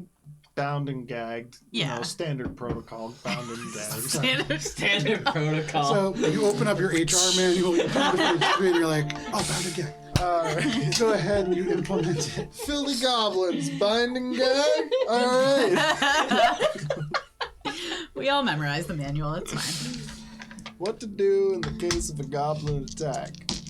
All of Neutralize the you goblins. in this moment tie up the goblins. They begin to kind of struggle, but you have them pretty well secured. That is until you recognize that there is a slight rumbling on the floor and along the walls. And Minka, in front of you, just behind these barrels and boxes, the stone walls part, just 10 feet. And you can see it travels through the stone about 30 feet. Whatever created this, immensely powerful, or a group combined. And on the other side, you can see much more familiar pathways of wood and little lanterns that are still lit. You see to the left and right, wooden planks have been carefully lashed together to form these sections of paths that to you very, very much speak of home. You can see they link into other elements of stone that form platforms, and there are buildings that are visible, and you can see a few figures on the other side as well. But because it is 10:15, this is where we're going to end for the evening. But you all survive this trip through the Underdark. You have arrived at the outskirts of the Enclave, and you would imagine the next time that you sleep, you will level up. But thank you for joining us for this session of D&D. We'll be back next week. But if you can't wait that long on Sunday, we're going to re-air this at 4:30 p.m. preceded by Starfinder at noon. Please stay safe. It's crazy out there. We'll see you next week. Goodbye. Bye.